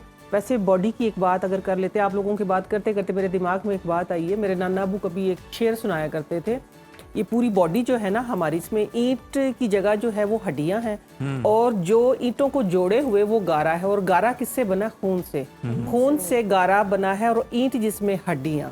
चंद सांसों पे खड़ा है ये ख्याली एक मकान। अगर जब तक इसमें ये चीजें पूरी नहीं होंगी तो उस वक्त तक हमारी ये बिल्डिंग नहीं पूरी होती है। ठीक है, लेकिन इसको हमने करना ही नेचुरल तरीके से है। मैं बात करती हूँ सीजनल, ठीक है ना, जो सीजन में है, जो मौसम में है, ठीक है, हर तबका उसको अफोर्ड कर सकता है। अनीमिया आजकल आ गया हमारी अपने आदात की वजह से कि कुछ लोग ये है कि खाते ही नहीं है कि हम डाइटिंग पे हैं, हम जिम पे हो, मसल स्टिफनेस पे, वीकनेस, फिर इन चीज़ों से। लेकिन चंद एक ऐसी चीज़ें हैं अल्लाह ताला ने मौसम के हिसाब से उतारी, कुछ चीज़ें ऐसी हैं जो आप पूरा साल इस्तेमाल कर सकते हैं। ठीक है, अपनी आयरन डेफिशिएंसी को दूर कर सकते हैं। आयरन डेफिशिएंसी एक्चुअली करती क्या है कि जिसके हम बाहर इलाज करवाते हैं कि छाइयों का होना, ठीक है, बालों का कमजोर होना, बालों का टूटना, आईसाइट का वीक होना, मसल स्टिफनेस आना, या ये कि लथार्जी कितनी होना कि जहां पड़े वहीं पड़े रहे, इधर मुंह में कोई पानी डाल दे। तो ये कि अपने आप को एक्टिव करें। अल्लाह ताला की बहुत सारी नेमतें, हर चीज तो लानी इधर मुमकिन नहीं थी, लेकिन चंद एक मैं बता देती हूँ कि जैसे कि जो फ्रूट है सीजनल फ्रूट, मत जाएं इस बात पे कि आम में तो कुछ और है, माल्टे में कुछ और है, या हमारे खरबूजे में कुछ। अल्लाह ताला ने तमाम वो नेमतें हमारे लिए इस बॉडी के लिए उतारी हैं इस जमीन पे। अगर हम उसका सही तरीके से इस्तेमाल करें तो हमें ये लथार्जी की कमजोरियां आई ना। आजकल क्योंकि भरमार है अल्हम्दुलिल्लाह, पूरी मार्केट में इसका राज है लीची, ठीक है ना। आज मैं 2 फार्मूले आप लोगों को ऐसे बताऊंगी कि अगर आप 21 दिन कर लेते हैं तो आयरन इंशाल्लाह आप लोगों का आयरन पूरा हो जाएगा। ठीक है, तो ये लीची अगर आप खाते हैं, दिल ललचाती लीची से इलाज। हाँ, दिल ललचाती लीची से इलाज है आयरन का। ठीक है, आप लोगों ने करना क्या, नेक्स्ट जो चीज है वो तो बिल्कुल ही कहा ये जाता है कि ये तो आयरन की ड्रिप है। ठीक है ना, ये तो आयरन की ड्रिप कहलाती है मेरे नजदीक। क्योंकि कभी भी वीकनेस, जाहिर सी बात है, मैं मीठी चीजें ज्यादा बहुत नहीं खा सकती, फ्रूट ज्यादा नहीं खाती, तो मैं इनका इस्तेमाल जो है वो करती हूँ ताकि स्किन भी फ्रेश रहे और ये है कि आपकी हेल्थ भी अच्छी रहे। ठीक है, तो ये है कि मैं आप लोगों को ये बताऊंगी, इन 2 चीजों से आप 21 दिन में अपना आयरन पूरा कर सकते हैं, लेकिन मेरे बताए हुए तरीके से। ठीक है, ये एक प्याली में स्पेशल इस तरीके से लेके आई हूँ। इसके अंदर तकरीबन 12 से 15 दाने हैं और ये भी 12 से 15 दाने हैं। ठीक है, आप लोगों ने अपने टाइम के हिसाब से, चाहे सुबह कर लें, दोपहर कर लें, शाम कर लें, टाइम एक कोई भी कर लें, इतना सा ये लेना है और साथ में 1 गिलास दूध आप आजमा लेना। ठीक है, आपको सबसे पहले 1 हफ्ते के अंदर अंदर तो पहले आपके ना जो होंठ है ये पिंक होंगे, आपकी स्किन फ्रेश होगी, आपकी आई साइट ठीक होगी, आपके अंदर से लथार्जिक पन जो है वो खत्म हो जाएगा। आप देखेंगे, आप खुद हैरान होंगे। ठीक है, अगली चीज जो आती है वो आती है लीची। लीची के भी आप 10 से 12-15 दाने जितने भी, ठीक है, आपने लेने हैं, लेके साथ में 1 गिलास दूध लेना है। ये एक टोटका है, ये आप एक टोटका आजमा के देखें, आप इंशाल्लाह दुआएं देंगे। ये जो फ्रूट होता है ये आता है बहुत कम टाइम के लिए। अब हमारे पास कुछ ऐसे भी अल्लाह ताला ने फ्रूट्स दिए हैं, जैसे कि ये मेरे पास है अंजीर। ठीक है, अंजीर के 3 से 5 दाने। ठीक है, अगर आपको शुगर नहीं है, शुगर वाले 1 ले सकते हैं। ठीक है, वैसे 5 से 7 दाने, 3, 5, 7 कितने भी कर ले आप। आपने रात को पानी में सोख कर देने, पानी में सोख करके इसको सुबह खा लें, पानी पी लें, या इसका ब्लेंड करके आप पानी पी लें और साथ में 1 गिलास दूध लाजमी लें। ये आप लोगों का 15 दिन का टोटका है। आप देखेंगे कि आपके गाल गुलाबी, आपका गट क्लीन, आपका गट हेल्दी, और मैं कहती हूँ कि लेथार्जी का तो सवाल ही पैदा नहीं होता। आप देखेंगे आप कितने हेल्दी हो जाएंगे अगर आप इसके साथ 3 दाने अंजीर के, 5 दाने खजूर के, ठीक है, ये देसी खजूर, ठीक है ना, 5 दाने आप खजूर के, और इसके अंदर 3 से 5 आप बादाम डाल लें। इससे बेहतर एनर्जेटिक ड्रिंक कोई, इलेक्ट्रोलाइट्स, डेफिनेट जो भी कुछ आप बोल रहे हैं, ठीक है ना, मैं तो सुन के भी हैरान होती हूँ कि उन्हीं चीजों को 2-4 चीजों को मिला के नए नाम दे दिए। मैं इसकी डेप्थ में गई तो क्या नमक चीनी मिला हुआ है और कुछ भी नहीं, थोड़ा सा एक उसके अंदर से ट्रिक। हाँ, तो और क्या चीजें हैं इसके अंदर, थोड़ा सा कोई केमिकल डाल देते हैं फिलहाल बूस्ट करने के लिए, और तो कुछ भी नहीं है। आप ये ले ना 10-12 दिन, आपको जब पहले दिन लेंगे तो देखिए आपको कैसी एनर्जी आती है। और जो कहते हैं ना कि लेथार्जिक है, ताकत नहीं है, चला नहीं जाता है, खेल के मैदान का तो सवाल ही पैदा नहीं होता ना आजकल कि ये जो खेल का मैदान है इसमें भी नहीं खेला जाता आप लोगों से, तो ये है कि दिमाग भी इससे रोशन होगा। जो इधर गेम खेली जाती है दिमाग रोशन होगा। यानी कि ये वो बूस्टर है जो आपने खुद अपने आप को लगाना है। बूस्टर ये वो वाला, डेफिनेटली बहुत अच्छी बात की, ये वो वाला बूस्टर जो आप लोगों ने खुद अपने आप को लगाना है। लेकिन मैं कहती हूँ कि इस दुनिया में 2 तरह के बंदे हैं, एक अमीर एक गरीब, ठीक है ना। अमीर बंदा वो है कि जिसके पास चाहे 2 वक्त की रोटी है या नहीं, उसकी सेहत ठीक है ना, जिसकी सेहत, तंदुरुस्ती 1000 नेमत है। आज के दौर में तंदुरुस्ती, ये ज्यादा पैसा होना, ये मालो दौलत, गाड़ियां, फिर आप ड्रिप लगवा के पड़े, तो मैं कहती हूँ ये कोई दौलत नहीं है, ये दौलत बेकार है आपकी। तो लेकिन अल्लाह ताला ने कुछ एक ऐसा फ्रूट भी हमें दिया है कि अगर आपके पास, और वैसे भी अगर आप माली तौर पे भी गरीब हैं तो फिर भी आप अमीर हो सकते हैं। कैसे? अपनी सेहत की दौलत को लेके। अल्लाह ताला ने एक ऐसी नेमत हमें अता की है कि अगर आप सिर्फ 15 दिन उसको इस्तेमाल कर ले तो मैं कहती हूँ डेफिनेटली आप लोगों के नाखून शाइन करेंगे। मैं नाखून से शुरू करूंगी क्योंकि जब मैंने जिनको शुरू करवाया था उनके नाखून टूटे हुए थे, मुड़े हुए थे, बिल्कुल क्रैक हुए थे आयरन डेफिशिएंसी की वजह से। ये मैं देख के खुद हैरान थी। जब 21 दिन का ये टोटका करवाया है, 15 दिन का, लेकिन 21 दिन का करवाया, मैं कहती हूँ नाखून भी शाइन करने लगे, गाल भी गुलाबी हो गए, और ये नोज पे भी ऐसा लगा था सारा ब्लश गिर गया। आप बस बता दें कि ये क्या चीजें जो इतनी देर से गोताज़ाना पानी में ये मैं रिवील करने लगी हूँ। ये आप हर मौसम में अंगूर खा सकते हैं। आपको पता है ये है खुश्क अंगूर। ये देखिए आपको नजर आ रहा होगा, ये अब फूल के बिल्कुल, ये मैं हाथ से उठाऊंगी, बिस्मिल्लाहिर्रहमानिर्रहीम। ये देखिए, अच्छा, ठीक है ना। ये मैंने किया क्या है, 7 दाने, 7, 11, 15 जितने भी कर सकते हैं। अगर टीनेजर्स हैं तो आप 11 दाने कर लें, ठीक है। अगर आप हैं 35 साल से बड़े हैं, 30 साल से बड़े, तो आप इसके और ज्यादा कर सकते हैं, लेकिन 21 से ज्यादा नहीं करने, ठीक है। लेकिन डायबिटिक पेशेंट के लिए परहेज है, ठीक है। ये हाँ जी, शुगर को एकदम से, मेरी शुगर से जरा गड़बड़ करती है। अगर कोई अफोर्ड कर सकता है, किसी की बॉडी अगर ऑब्जर्व कर सकते है, इसको तो ले ले। अच्छा जी, इसका टोटका ये है, ये आप लोग देख ले कि इसका करना ये है कि आपका आयरन जितना भी लो हो, ये मेरा खुद का आजमाया हुआ और बहुत लोगों को बताया हुआ। खुद का आजमाया मीन्स कि अपनी जात में नहीं, अपने घर में, ठीक है ना। तो ये है कि आप लोगों ने 7, 10, 11, 15 दाने तक बस लीजिएगा, इससे ज्यादा की जरूरत नहीं है आप लोगों को। आप लोगों ने करना ये, रात को इस तरीके से इसकी डंठल तोड़ देनी है, ठीक है, और इसको पानी में सोक कर देना है, ठीक है। पानी में सोक करने के बाद सुबह आपने ये 1 गिलास पूरा, ये मैं तो इधर लेके आई थी इसलिए ये 1 गिलास, ठीक है, ये वाला 1 गिलास आपने पूरा पानी का पी लेना। और ये किशमिश खा लेनी है। आप लोगों को लगेगा कि पता नहीं अपन ये क्या, बहुत ही सादा सी बात बता दी, लेकिन आप आजमा के देखिएगा। ये मैंने एक नहीं बहुत लोगों को बताया, अल्हम्दुलिल्लाह लोगों का ऐसा फीडबैक आया कि सबसे पहले कहते हैं हमारे नाखून तो वाकई बेहतर, मैंने अपनी आंखों से होते देखे। जो आपका हेयर फॉल है वो कंट्रोल होगा, आपकी आई साइट ठीक होगी, आपका मैं कहती हूँ नोज भी मैंने ऐसा पिंक होते थे जैसे आपने लिपस्टिक लगाई हो, ऐसे यकीन माने कि चीक्स ऐसे रेड हो गए थे।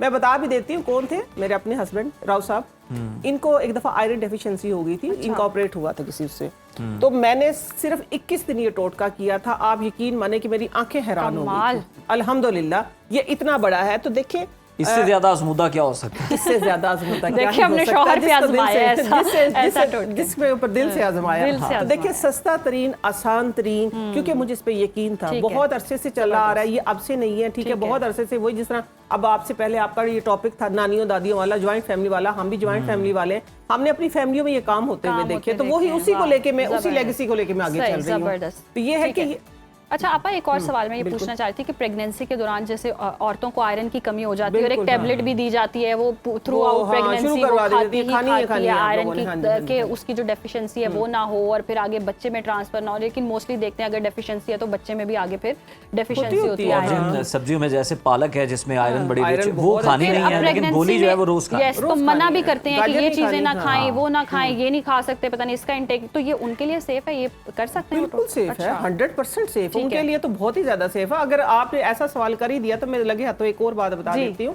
कि अगर प्रेगनेंसी की जहाँ पे बात आई, प्रेग्नेंट वुमेन को मैं बता देती हूँ इस टाइम पे कोई भी है तो आप ये खाएं, आपकी आयरन को, एक तो आपकी आयरन की कमी नहीं होगी, ठीक है, आयरन पूरा रहेगा। और दूसरा ये है कि एक बड़ा ही देखा जाता है कि सब माँ बाप की ख्वाहिश होती है कि बच्चा गोरा हो, ठीक है ना, गुलाबी हो, मोटा मोटा हो, ठीक है ना, तो चले गोरे का तो मैं एक टोटका आपको दे ही देती हूँ, आने के बाद गुलाब मोटा भी हो जाएगा। ये है कि आजकल के मौसम में ताज़ा कद्दू आया हुआ है, सब्जी में आप लोगों ने कद्दू खाना है। प्रेग्नेंट वुमेन को एक खास मैसेज दे रही हूँ, सब्जी में आपने कद्दू खाना है, कद्दू को किसी फॉर्म में भी खाएं, आप रायते में खाएं, आप गोश्त के साथ खाएं, आप जिस तरह भी खाएं, ठीक है ना, सब्जी में खाएं, दाल में खाएं, कद्दू का इस्तेमाल ज्यादा करें। और साथ में आप लोगों ने कच्चा नारियल, ठीक है ना, कच्चा नारियल जो है वो एक काश, यानी एक नारियल है उसके आप 6 हिस्से कर ले, एक हफ्ता लगातार उसको एक एक काश आप उसको किसी फॉर्म में ले लें, कभी उसका ब्लेंड बना के पी लें, कभी आप उसको कच्चा खा लें। आपने ये जब भी, अब जो भी है तकरीबन जब भी आपको पता चल गया, आपने पूरे 9 महीने ये इस्तेमाल करना है, इसका कोई साइड इफेक्ट नहीं है। मैं गारंटी दे रही हूँ इंशाल्लाह आपके बच्चे के बाल काले, मोटे और घने होंगे और रंग ऐसा गुलाबी होगा कि जैसी आपकी ख्वाहिश। आप आखिर में हमें जल्दी से ये भी बता दें कि कहते हैं किसी मखसूस धात से बने हुए बर्तन के अंदर अगर आप खाना पकाते हैं या खाते हैं उससे भी ये आयरन की कमी जो है वो दूर होती है, ये बात दुरुस्त है? तांबा और पित्तल, बिल्कुल। पहले खवातीन को क्यों नहीं होती थी, तांबा और पित्तल इस्तेमाल किया जाता था, इसलिए तो आजकल तांबा, आज ये रिसर्च दोबारा आई तो तांबे के बर्तन ही अनमोल हो गए, अनमोल, महंगे पता नहीं क्यों कर दिए, अब सवाब की नीयत से सस्ते कर दो उनको। तो मैं कहती हूँ एक एक गिलास 4-4 हज़ार का दे रहे, ये बिल्कुल 100% ये बात है, बिल्कुल। हाँ, क्योंकि मैं खुद लेके आई, मैं तो प्याले प्यूले लेके आई हूँ, जरूरत थी ना। इसके अलावा मैं आपको बता रही, खास आपने बात की है कि खाना बनाते हुए, खाना बनाना भी पहले उसमें ये होता था कि तांबे के बड़े पतीले होते थे, उनमें पानी गर्म करके नहाया जाता था, उनमें पानी गर्म करके नहाया जाता था, इसमें शिफा थी। आजकल ये है कि तांबे का अगर आपके पास बर्तन है तो आपने रात को लेट से 1 गिलास है तो आप उसके अंदर सिर्फ पानी रात को रख दें ढक के, सुबह उठ के वो पानी पी लें। मैं कहती हूँ कि ना आपको बीपी होगा, ना शुगर होगा, ना आपको यूरिक एसिड होगा, इन बीमारियों से आपकी जान छूट जाएगी। ये इतना, लेकिन बताने का ये मकसद हरगिज नहीं है कि जो 4000 वाला आप 8 का करें, ये बताने का लेकिन पास है वो संभाल के रखें, इस्तेमाल करें, अपनी फैमिली वालों को इस्तेमाल करें, उनको कचरे में ना डालें। अम्मी का जहेज है ये तो पुराना हो गया, दे दें, ये पुराना जहेज अब हम बोलते फिर रहे हैं, अब ये है कि लेकर चलेंगे। बहुत शुक्रिया आपके वक्त का, और वाकई जी बड़ी ज़बरदस्त नुस्खे और टोटके हैं, आप आजमाएं और फ़ायदा उठाएं और अपना फीडबैक भी ज़रूर दीजिएगा। अभी वक्त तो ब्रेक का देखते रहिए सुनो पाकिस्तान। पाकिस्तान में हम देखते हैं कि जब भी मोटरवेज या नेशनल हाईवेज पर कोई अलमनाक हादसा रूनुमा होता है तो आमतौर पर सारा मलबा ड्राइवर की तेज़ रफ्तारी, गफलत या नींद के झोंके पर डालकर फाइल बंद की जाती है। लेकिन अगर इन हादसात की असल साइंसी और तकनीकी वजूहात की कड़ी आप जोड़ें तो इनमें से एक बहुत बड़ी और होलनाक तादाद गाड़ी के टायर फटने की वजह सामने आती है। और हम अक्सर नए टायरों की कीमत सुनकर चंद हज़ार रुपए बचाने के चक्कर में अपने ख़ानदान और मासूम मुसाफिरों की ज़िंदगी को दांव पर लगाते हैं और दुकानों पर बिकने वाले स्मगल शुदा या पुराने रिसाइकिल शुदा टायर जो हैं उन्हें खरीदने को तरजीह देते हैं। बिल्कुल, और मैं क्या कहूँ, मैंने भी अभी रिसाइकिल शुदा टायर ही वैसे चेंज करवाया। और national highway and motorway police के जारी करदा हालिया आदादोशुमार बताते हैं कि ख़ास तौर पर मई, जून और जुलाई के शदीद गर्म महीनों में होने वाले हाईवे हादसात में एक बड़ी वजह जो है वो नाकिस टायर है, हवा का गलत प्रेशर है और टायर की एक्सपायरी डेट का मालूम ना होना। दुकानदार अक्सर पुराने स्टॉक को केमिकल लगाकर चमका देते हैं और ग्राहक धोखा खा जाते हैं और फिर टायर ख़रीदते वक्त जो है वो इन बातों का ख्याल नहीं रखते हैं। तो ये ख्याल ज़रूर आपने रखना है। और मैन्युफैक्चरिंग डेट कैसे चेक की जाती है, इस हवाले से भी लाजमी आज के इस मौजू में डिस्कस करेंगे। तो हमें ज्वाइन किया है टायर एक्सपर्ट मलिक खालिद साहब ने। बहुत शुक्रिया आपके वक्त का, वेलकम टू सुनो पाकिस्तान। और खालिद साहब, जिस तरह से हम बात भी कर रहे हैं, सबसे पहले तो ये बताइएगा कि क्या पाकिस्तान में टायर मैन्युफैक्चरिंग और इम्पोर्ट के हवाले से कोई सरकारी क्वालिटी चेक मौजूद है या मार्केट में हर किस्म का 2 नंबर और स्मगल शुदा जो माल है वो धड़ल्ले से बिक रहा है? जी बिल्कुल, बहुत शुक्रिया आपने इनवाइट किया। लेकिन मैं आपको एक बात बताऊं कि बिल्कुल पाकिस्तान में पाकिस्तान PSQCA के नाम से एक इदारा मौजूद है जो कि कि हमारे टायर्स की क्वालिटी को चेक करता है और इनको इंश्योर करता है, लेकिन ये 100% बिल्कुल भी फाल नहीं है, जिसमें हमारी गवर्नमेंट की काफ़ी सारी नाअहलियाँ मौजूद हैं। लेकिन ऐसा अदारा मौजूद है, ऐसे मामलात मौजूद हैं जिसके ऊपर ये क्वालिटी को चेक किया जाता है। तो जी बिल्कुल ऐसा ही है। अच्छा खालिद साहब, हमें ज़रा पब्लिक अवेयरनेस के लिए बताइएगा कि अगर कोई शख्स टायर ख़रीदना चाहता है, और आजकल ऑब्वियसली लोग ख़रीदारी कर रहे हैं क्योंकि गर्मी का महीना, और हमारे यहाँ होता भी ये है कि जनाब टायर वाले भी मशवरा दे रहे होते हैं, पंचर वाले भी, कि सर्दियाँ निकाल लें, गर्मियों में आप जनाब चेंज करवा लीजिएगा टायर। तो हमें बताएं कि अच्छे टायर की पहचान कैसे हो सकती है, कौन सी निशानियाँ जिन्हें देकर समझना चाहिए कि जनाब टायर बदलने का वक्त आ गया, और अगर ख़रीदना है तो क्या चीज़ें देख के ख़रीदना है? नहीं देखिए, ख़रीद रहे हैं तो टायर के ऊपर एक तो डेट जो है वो मैन्युफैक्चरिंग लिखी होती है, 4 कोड्स होते हैं। पहले 2 कोड्स जो होते हैं वो वीक ऑफ द ईयर होता है, यानी कि उसके ऊपर 2026 लिखा हुआ है, तो वो 20वां हफ्ता और 2026 का टायर है। इसी तरीके से जब मैं कहूँगा तो बहुत ज़्यादा हमें, यानी कि 5 साल से ज़्यादा पुराना टायर जो है वो अपनी गाड़ी में भी नहीं रहने देना चाहिए। और अगर मैं आपको ये बताऊं कि इसकी थिकनेस की बात की जाए कि इस टायर को आप अपने टायर जो गाड़ी में लगे हुए हैं उनको कैसे चेक किया जा सकता है, तो आपकी गाड़ी स्लिप करना शुरू हो जाएगी, गाड़ी राइट लेफ्ट जाना शुरू हो जाएगी, ठीक है, गाड़ी में से आवाज़ें आनी शुरू हो जाएंगी। फिर आप जैसे हमारे पास सिक्का है 2 रुपये का या 5 रुपये का, वो सिक्का अगर उसके ट्रेडवेयर में रखें आप, तो वो ट्रेडवेयर में अगर वो आपको इस्लामाबाद नज़र आए तो it's mean simple is that. वैसे तो टूल्स भी हैं, लेकिन अगर वो सिक्का रखेंगे आप तो आपको अगर इस्लामाबाद नज़र आएगा तो इट्स मीन कि you just go for change the tyres. और बिल्कुल भी मैं जैसे मेरी बहन ने कहा तो बिल्कुल भी मशवरा नहीं दूंगा कि सेकेंड हैंड टायर्स को आप अपने साथ अवेयर करें, रखें, और बिल्कुल भी इस किस्म का अपने साथ, अपनी लाइफ के साथ बिल्कुल भी रिस्क नहीं लेना चाहिए। और इसके साथ एक और बात ऐड करता चलूं, मोटरवे पे ऑन रिकॉर्ड 2024-25 की ये रिपोर्ट है कि मोर देन 65% एक्सीडेंट जो हुए हैं वो ड्यू टू टायर्स हुए हैं, जस्ट टायर्स। 65%। अच्छा, एक और हम देखते हैं प्रॉब्लम ये है, जिस तरह से आप भी बता रहे हैं कि मैन्युफैक्चरिंग डेट होती है, और बड़ी अच्छी ट्रिक्स भी आपने बताई हैं कि आप अंदाज़ा लगा सकते हैं टायर की क्वालिटी का। अच्छा, मैन्युफैक्चरिंग डेट जो लिखी होती है उसके बाद कितनी ड्यूरेशन जो है उसकी इस्तेमाल की होती है? अगर इन केस वो इस्तेमाल नहीं हो रहा है तो भी वो एक्सपायर हो जाएगा, पड़ा पड़ा रखा ही? देखें ये टायर्स की लाइफ है 5 years, shelf life 5 to 7 years. कुछ ब्रांड आप क्लेम करते हैं 7 इयर्स जो बहुत इंटरनेशनल हैं, लेकिन 5 years is more than enough after running on the road, depend on your mileage, ठीक है। लेकिन हम ये तो बहुत अच्छे तरीके से चेक करते हैं कि शॉपकीपर के पास जाएं और वो डेट क्या है, लेकिन जब आप अपनी गाड़ी के साथ लगे हुए होते हैं तो वो शायद 2010 के लगे होते हैं, 2015 के लगे होते हैं। तो वो मतलब अपने जो टायर आप कैरी कर रहे हैं उनको भी देखें, और जो शॉप कीपर से भी लें, वो भी आप कोशिश करें कि आप 2-3 साल से पुराने कोशिश करें जितने फ्रेश हो सकते हैं, क्योंकि पाकिस्तान का एक सिनेरियो है, इधर 1 साल से पहले, 10 महीने से पहले पाकिस्तान में, क्योंकि सारी 95% प्रोडक्ट्स जो हैं वो तो इंटरनेशनली आती हैं, और पाकिस्तान में इतनी जल्दी वाला तो कोई कंसेप्ट नहीं है कि 4-6 महीने से पहले चाइनीज़ मैन्युफैक्चरिंग भी कोई चीज़ पहुंच जाए। तो हमारी मजबूरी है कि हमें साल एक चले खालिद साहब, ये बात तो समझ आ गई कि मजबूरी है इस मामले में, 1 साल का तो चलें इसमें लिवरेज दिया जा सकता है। लेकिन अगर हम देखें जिस तरह से इंजन ऑयल है उसकी एक लाइफ है कि मतलब आपकी गाड़ी के अंदर अगर इंजन ऑयल डल गया है, गाड़ी आपने नहीं चलाई किसी वजह से भी, तो चंद माह बाद उसने एक्सपायर होना ही होना है, चाहे वो अपनी माइलेज पूरी करे या ना हो। शेल्फ लाइफ के हवाले से हमें बताइएगा कि अगर दुकान में सजे पड़े हुए हैं टायर और वो यूज़ नहीं हुए, 3 साल उन्हें हो चुके हैं, तो फिर क्या ऐसे टायर खरीदने चाहिए? नहीं, बिल्कुल भी नहीं खरीदने चाहिए। मैं बिल्कुल रिकमेंड नहीं करूंगा आपको। 2023 से पुराने टायर बिल्कुल भी आपको अपनी गाड़ी को वेयर नहीं करने चाहिए अगर आप नए ले रहे हैं तो।